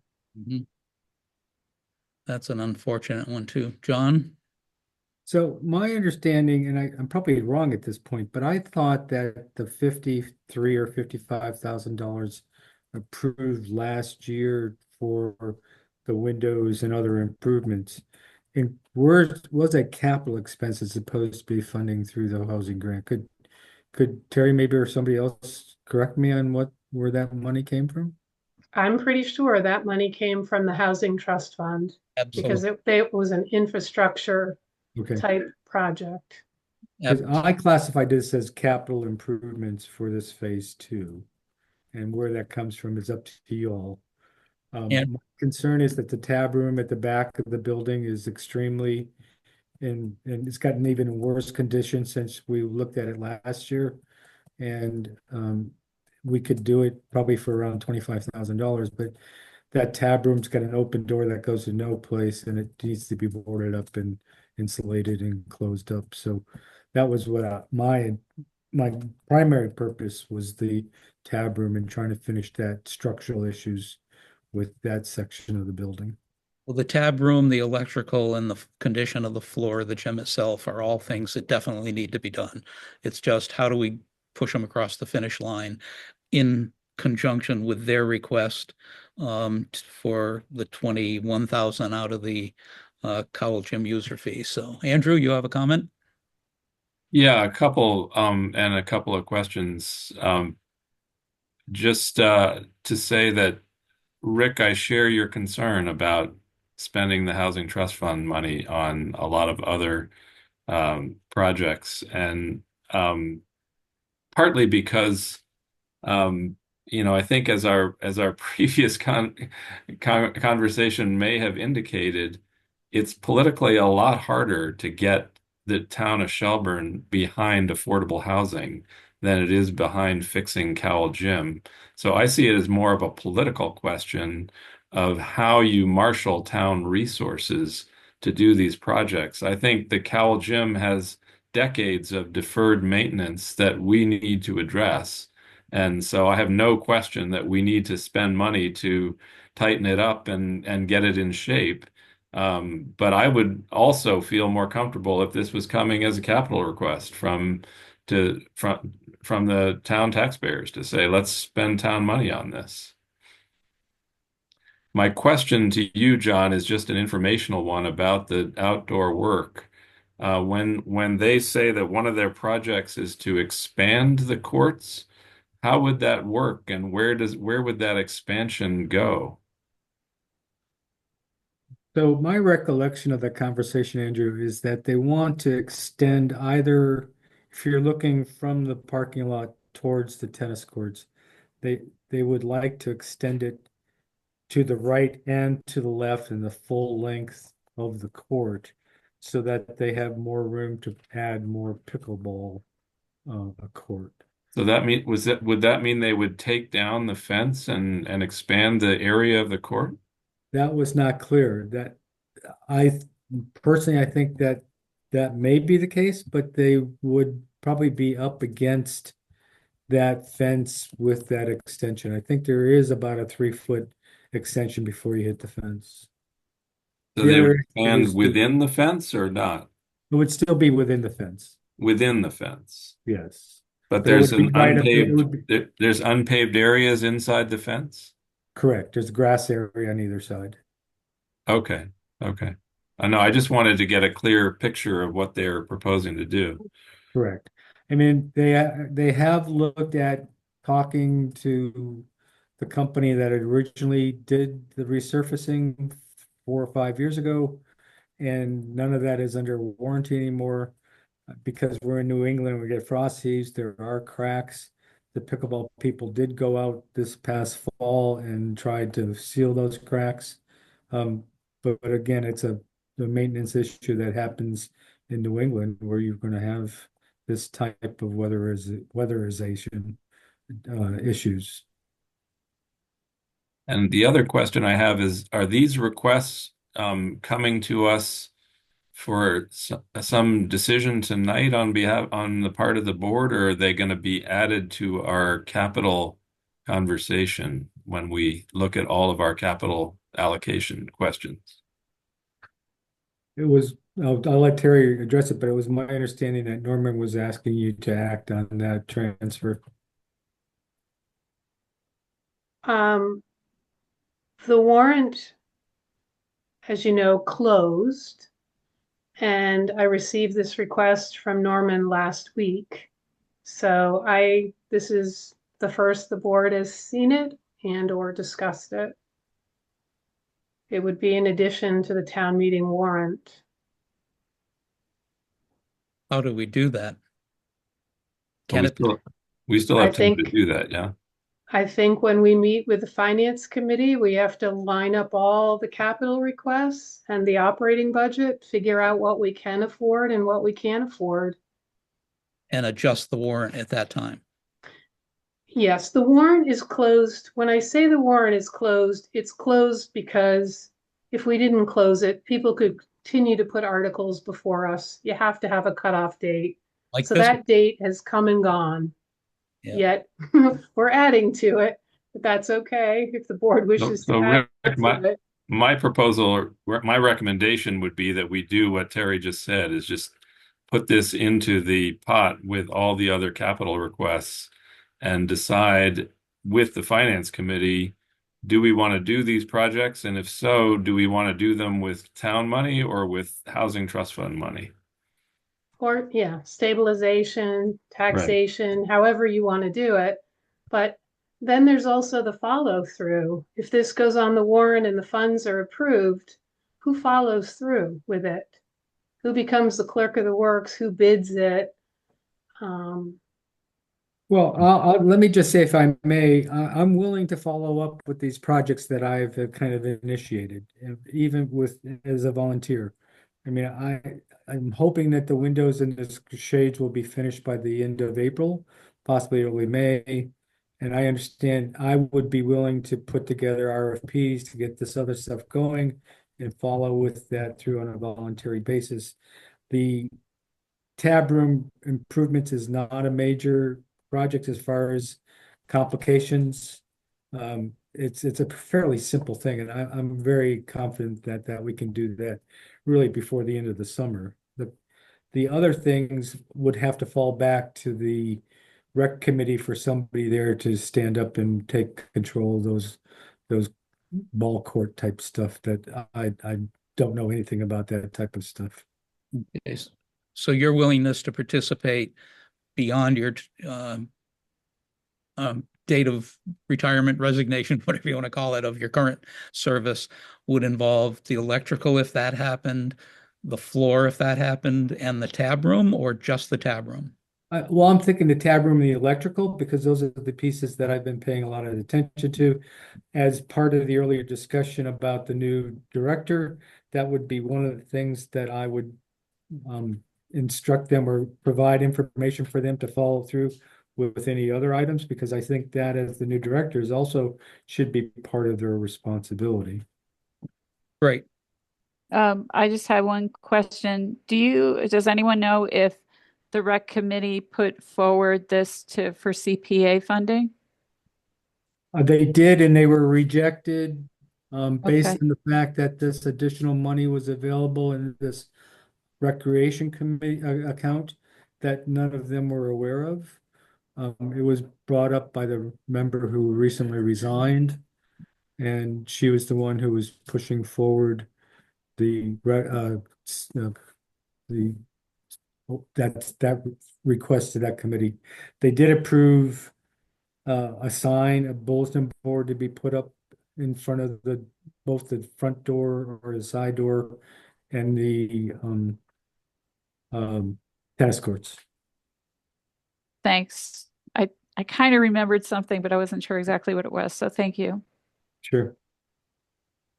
They did not go to the CPC for the other cap stuff that we're talking about, capital, only for the pickleball portion. Yeah, that's what I was wondering, because it looks like that could have qualified for CP funding because it's a restoration of an existing facility. So, Which part okay. are you talking about? I'm sorry, The courts, yeah, if they Yeah. brought that's what they brought forward to the community preservation folks, right? To get money to repair the courts, and then that was rejected by, No. yes, So okay. Well, I it think sounds like the advocacy and the rejection, neither of which were really mindful of all the moving thimbles in how you know, decide which town pots to address which project with. Because those monies that they say were available for the courts are also available for the, less eligible work in the cowl, you know. Okay, I think we agree. We'll deal with this with our joint meeting with the Finance Committee as we dig into capital expenditures and decide what we put on the warrant at that time. Sounds good. Thank you. Thank you, John. If I may request, I would like to be part of that conversation when it does come up, if that's appropriate. I believe that's possible. Am I wrong? What Yes. conversation do you want to be a The part of? finance committee conversation about the Joint. capital improvements. I mean, you're welcome to join. I'm hoping it's going to be a 2 hour eyes to the paper. This is the entire budget review. I only So, need to be involved in that small section. I'll keep my mouth shut. All right. Terry, have we had just a capital conversation with the finance committee? I don't recall. no, this will be our first First one. and probably the last, given how Okay. fast time is going. And have we assembled, answered questions like can we finance a dump truck and things like that? That's what that meeting is for. Yes, I've already gotten breakdowns of what the financing would be over a Okay. 5 year period. Okay, good. That's if we're only having one meeting and we're doing the whole ball of wax, then We Well, would hope believe for me, it. I wish we could have 3 meetings because I'm not sure we're going to get it done in one meeting, but there's a lot going on and the yes. budget seems to be being pushed to the back burner and it's concerning. If we don't deal with it at that currently scheduled meeting, then we may need to just say we'll resume this meeting tomorrow and stay with it because we can't push this, or as they say, kick this can down the road any further. We need to deal with this. Okay. Okay, we've got a plan. John, thank you for the input and information. Sure. Appreciate it. Thank you Thank you, for John. allowing me to talk. Thanks for your willingness to see these projects along. I've got to, if I start something, I've got to finish it through. So, You've done a great Good. job for the town. You've been a great benefit, and I thank you for that. well, thank you. Okay, next item, new business, item B. Senior Center Transportation Coordinator retirement. You have a copy of the letter dated March 24th. Robert, help me. We'll call him Robert S., but I believe it's Zaz Fran. There we go. Of Robert's notice that he is grateful for his opportunity to have served as transportation coordinator and driver for many years, and he is stepping down on May 3rd of this year. So we just need to acknowledge that. Thank and him for his service. Thank him for his service. Is that all we need to do, I believe? Yes. Indeed. So done. Santec Consulting Services, Bardwell's Ferry Bridge Project. You have also in your packet the overview letter, a aerial shot of the bridge in question. Again, primarily informational. I think one thing I found of interest was that they will keep one single lane of traffic open during the project, which even that will be great compared to it completely shut off for how long has it been now? A year plus, right? Any comments or thoughts on this before we just acknowledge receipt thereof? Yes. Fire away. When they're doing this and they're opening the one lane of traffic, are they still going to allow pedestrian and bike access or no? Wouldn't have the foggiest of idea because Mass DOT will be running this show. So I guess they were wondering if we had questions. That's one of my questions. Another one is regarding the timeline, if they have an idea of how long that would take.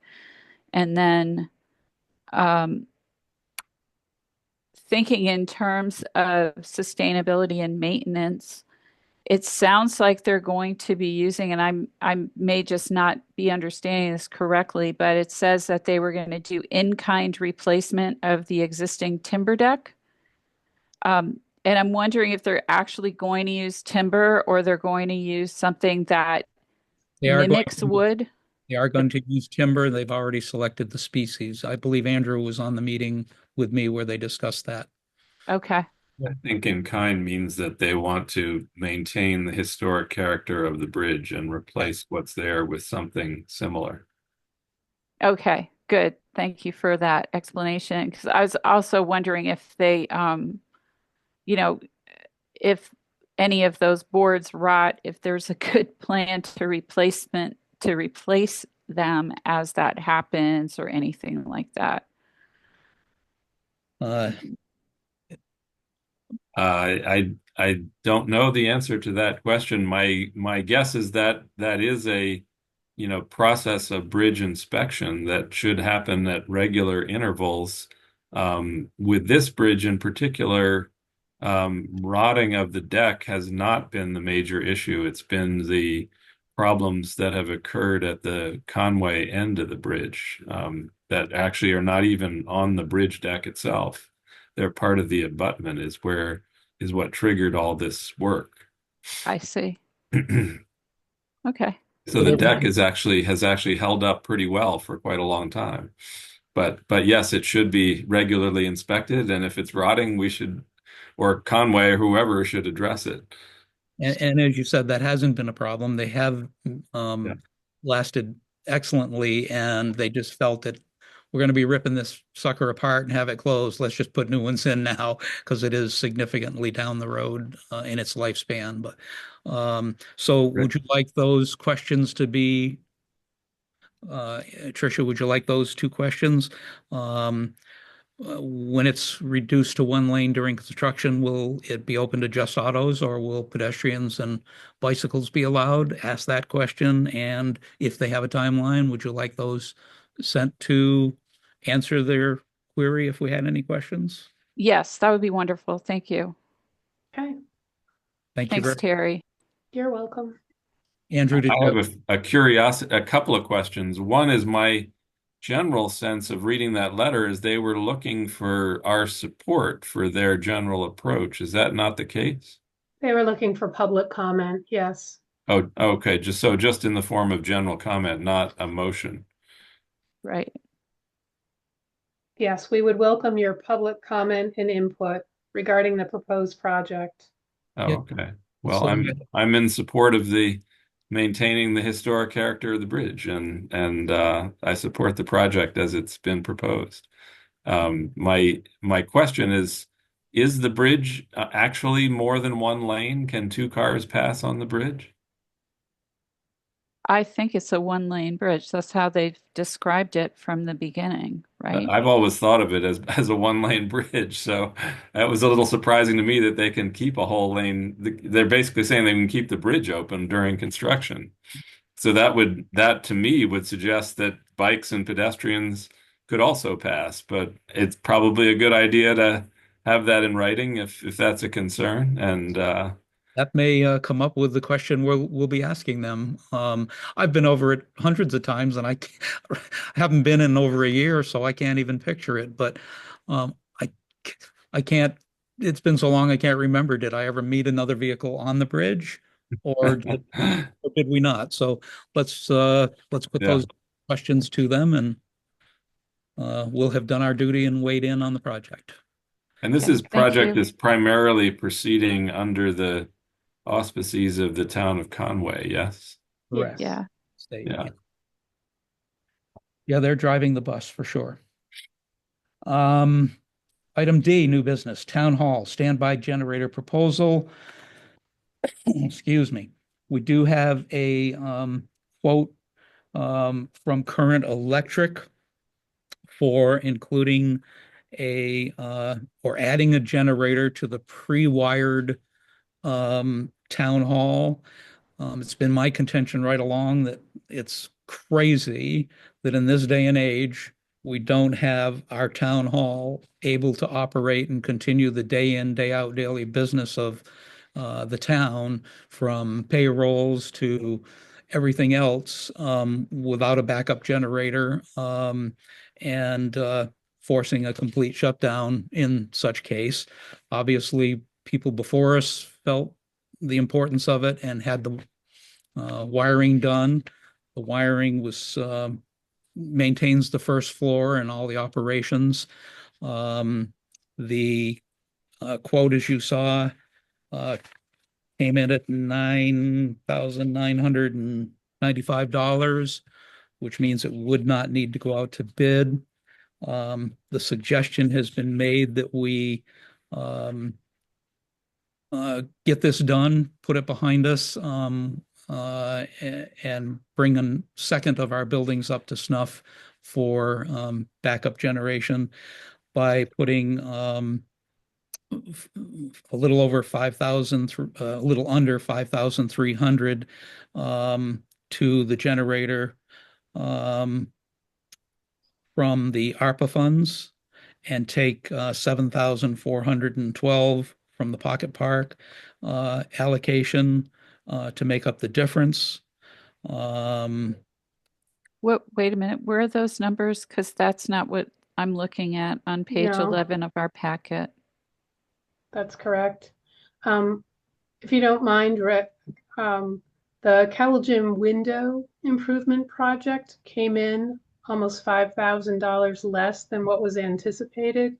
So I'm suggesting that we reduce the Cowell Gym capital improvement money that was slated using ARPA funds for the generator, and then reducing what was in the Pocket Park budget using ARPA funds by $4,680. And that would still leave a balance of $40,812 for the Pocket Park. And if we do not spend this money by December 31st, it's going to be taken from the town. Couple of Okay. questions. Go ahead, Andrew. The in terms of how money returns to be able to be reused for other things, my understanding is that there was substantial savings from the solar project we did on the pole barn. Is that true or not? I don't have that accounting information in front of me, but that project was funded.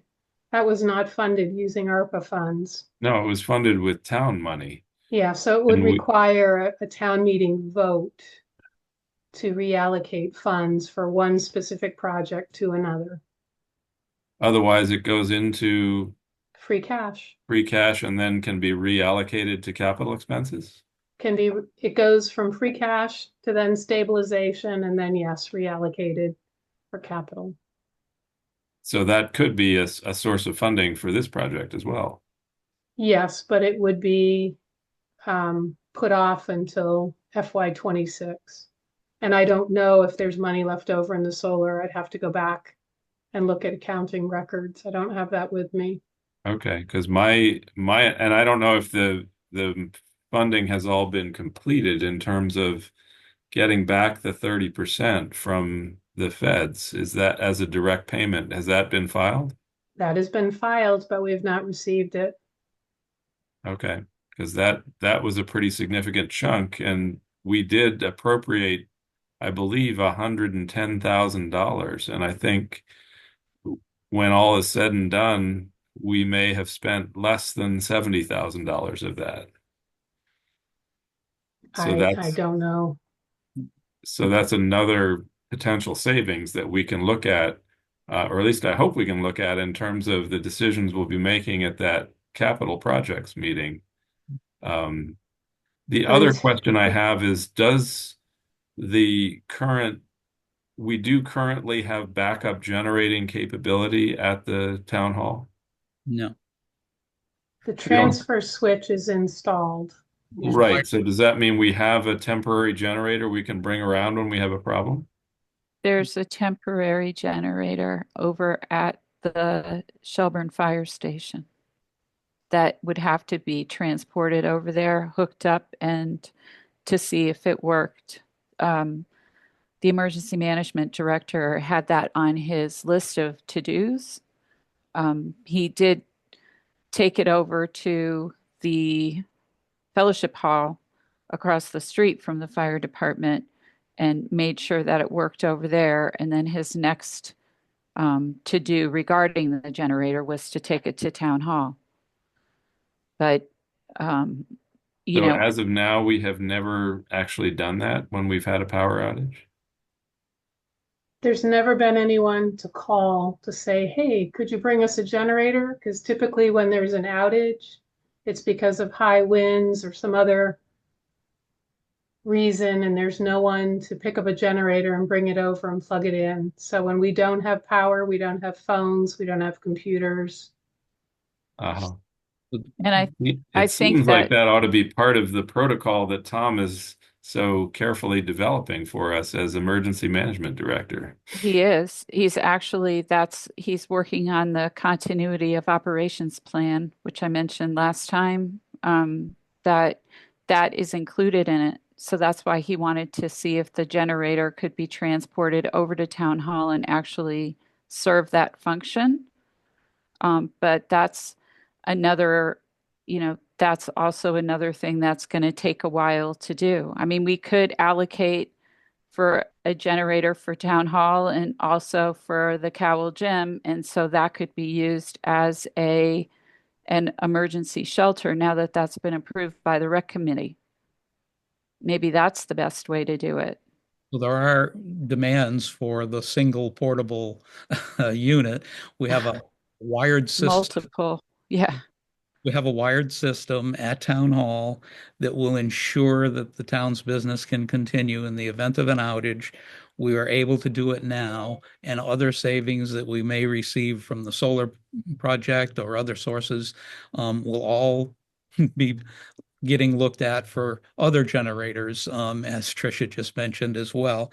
And I think it's prudent to take the money that was not spent that we took from the housing authority or housing trust fund for Cowell that was not spent. That number was 4,000 and change, Terry, 5,000? 5,000, No, 315. let me No? just, I want to be clear. In December, the town had to prove to the state that we're going to use every penny of our ARPA money. And so Mhm. now we had from December of last year to December of this year to spend it. And because we didn't have other projects, we said, okay, we'll give more money to Cowell Gym improvements in the event the bids came in higher. And we'll also throw some more money at the Pocket Park because those were two of very few projects that hadn't been completed yet. We also put money toward the Visitors Information Center improvements. So now that we know that Cowell Gym Phase 1 is nearing completion and bids have come in well within what we budgeted at annual town meeting, we can take the money that we earmarked with ARPA away from the Cowell projects. And by taking an additional $4,680 from the Pocket Park, we'd have what was needed for the generator. And the Pocket Park would still have almost 41,000. But the question is, will you be able to spend that 41 between now and December? So Yes. I will point out that we made those decisions when we looked at the balance. I think we did it in December, when we looked at the balance of ARPA funds available and said, we have to commit to a Yes. specific project, those funds, and we threw money at these three things. One of them didn't get used. I say let's take that as a heck of a down payment, put it in and get this generator behind us, because to me, it's the next most important place to assure can continue to run in the event of an emergency or a power outage. And to take a small sliver of what we threw at the Pocket Park seemed to make sense because uh, it was something that we can get done this year without having to wait for refunds on solar projects at the town yard, et cetera. Tricia.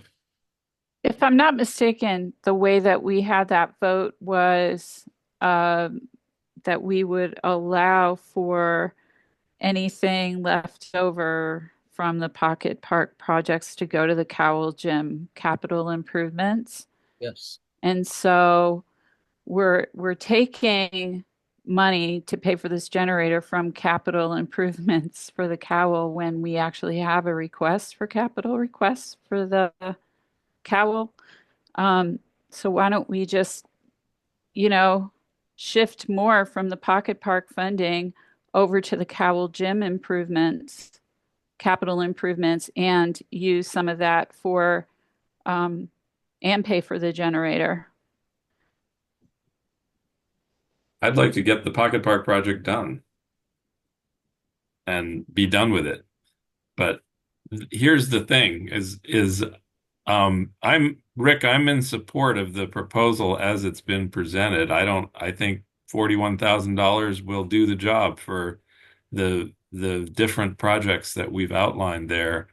Um, the reason I'm asking the questions about the generator is that I could envision in this moving of stuff around that in a couple of years we could potentially, if it's technically possible, move this generator, which will be wired in behind Town Hall, up to the Cowell Gym. If we then have a whole new set of equipment down at the pumping station, that all we have to do is extend a wire to the pole and say, use the backup generator from there for the town hall.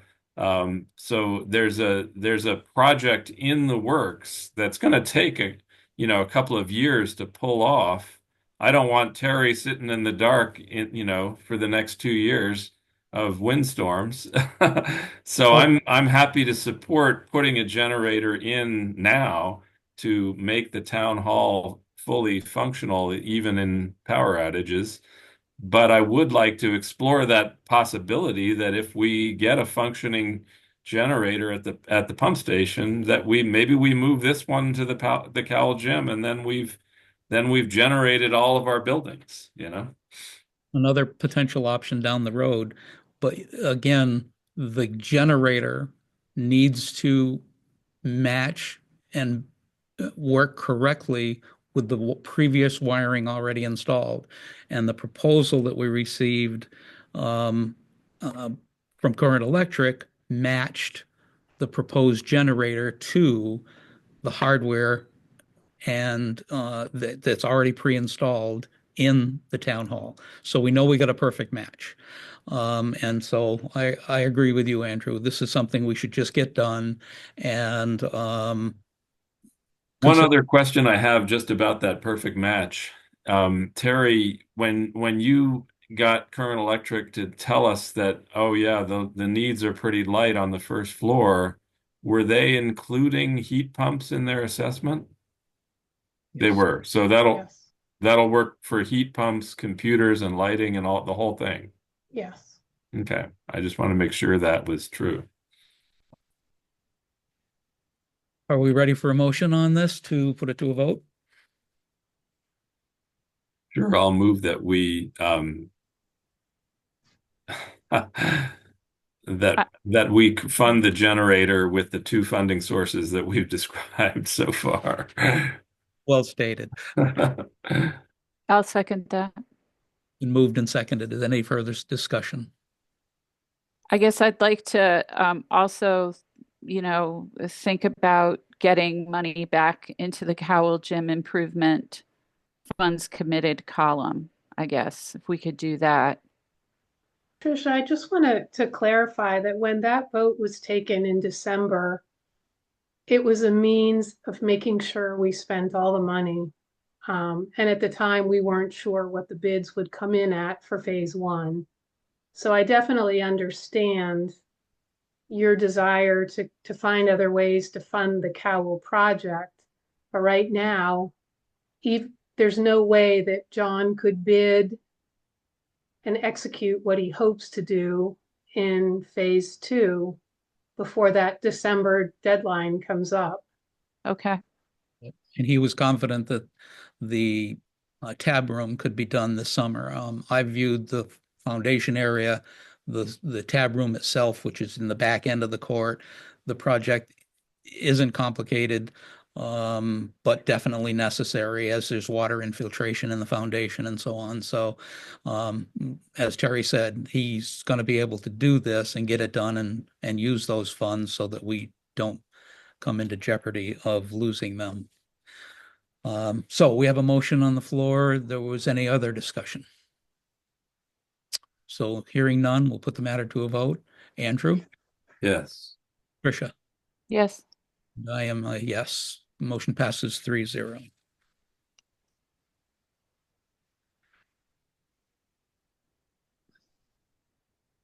Okay. We have a communication from Doug March, who's the commander of the VFW Post 8503. As you know, we lost our longtime Veterans Graves officer. And they are requesting to appoint Joseph Moynihan as the new Veterans Graves Officer. I can make that motion if you'd like, Rick. fire away. I'd like to recommend we appoint Joseph Moynihan as the Veterans Graves Officer. Second. Been moved and seconded. Any further discussion? I just want Mary? to point out that Joseph is a resident of Buckland, just for the record. Does that put him out of the running? Do we have any rule against appointing somebody from Buckland to do this job? We have appointed representatives from Buckland in the past when there's been no other Shelburne resident qualified to serve. We just haven't advertised the position. And is this specific to Shelburne, or is this more like a two-town Shelburne Fallsy kind of thing? No, it's all of the cemeteries in the town of Shelburne. The Okay. individual inventories, the number of graves every year, and then places flags on each of the graves. And there are no people from the veterans organization in Shelburne that are stepping forward to do this? This is the veterans. Oh, you mean our? I don't know if who's left. What do we have now in terms of veterans organization? Is the VFW post still in existence or active? It is still in existence, and this is from the commander. It's called the Kennedy Chamberlain VFW Post 8503. Although they aren't doing regular operations, they are doing periodic operations, and it's Okay, so they still function even though they don't have a building or they do have a building. It's the Water Street building. oh, they still own that. Okay, I thought they sold that or something. No. No. Okay. My bad. I misunderstood. We have I don't have an objection to Joseph being our rep on the flags, but Didn't we discuss this issue of whether or not to allow somebody from another town to serve on one of our town committees? It was like the cemetery committee, but not veterans. Or it was several months ago. So my memory might be fuzzy. I believe it was the Memorial Day Committee. Okay. And do you remember what the outcome was of that? I do believe we approved it to allow a non-town member. We didn't? No, all the Memorial Day committee members are currently from Shelburne. But didn't I think wasn't there, I agree with Tricia, there was a whole issue we discussed about whether non-town members could vote and all that kind of stuff. And we said yes, but we drew some boundaries around it. Yes, in fact, I think we beefed up our policy for appointments that if there are no qualified candidates to serve in the role and a resident of Buckland wishes, I think we limited it to so many people on a committee, maybe one person outside. That's what it was. Right. Yep. Yeah, I don't see this one as being quite the same as that because that was more of a governance issue, and this one is more of a task issue of who's volunteering to do this task. And so I don't object to having somebody from Buckland who wants to do this task. And it is a big task. I think there were like 800 flags last year. Okay, thanks for getting that straightened out. I just remembered there was something and I couldn't remember exactly what it was. So that's helpful. So I stand by the motion to um, appoint Joseph Moynihan as Veterans Grave Officer, even though he lives in Buckland. I second. Moved and seconded. Any further discussion? Hearing none, matter to a vote. Tricia, Aye. Andrew, Aye. I am I. Motion passes 3-0.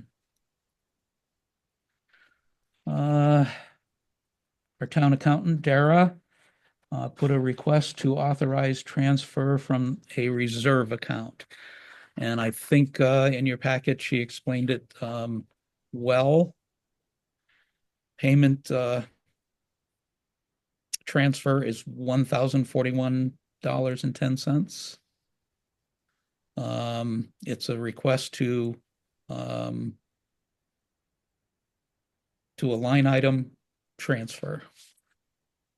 I move that we approve Dara's request to transfer the $1,041.10 in order to cover the interest payment for the Old Greenfield Road project. I will second, and I have a question. Been moved and seconded. Any discussion? Andrew?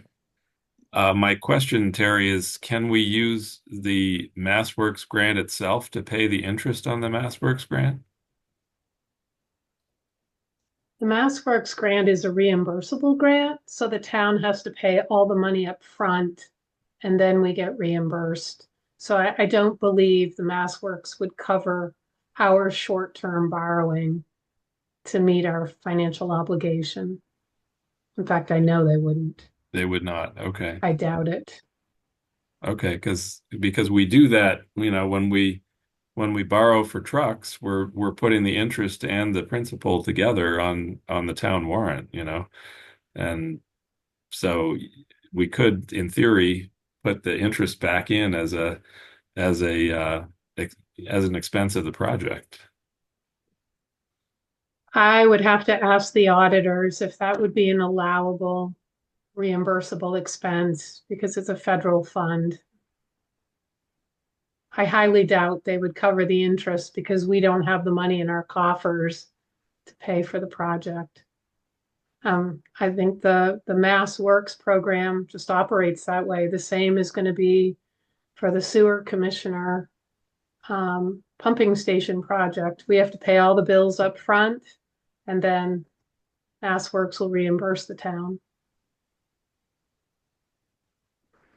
Okay, well, I don't want to slow down this process, but so I'm willing to support it, but I would be interested in the answer to that question because it seems to me like just a billing timing question that we could put in our last invoice all or almost all of the interest expense as a project expense. I will ask Terry Walker to follow up on that. Okay. Meanwhile, we do need to repay that borrowing, and I trust the accountant suggestion that this is how we should do it. She All knows right. better than I, and I'm willing to support it. So we have a motion, a second. Any further? No. Call the matter to a vote. Tricia? Aye. Andrew? Yes. And I am yes. Motion passes 3-0. Okay, any other business not anticipated within 48 hours? I don't believe we have any. Just I'd use this opportunity to raise a question with you, Terry, since you noted in your caveat that up to maybe not be permissible language on town warrants. The other place where I would perhaps press back on that a little bit is when we have to try to pass funding articles that that match other people's votes on funding articles, and we want them to be even. How do we express that in a town warrant without saying the words up to?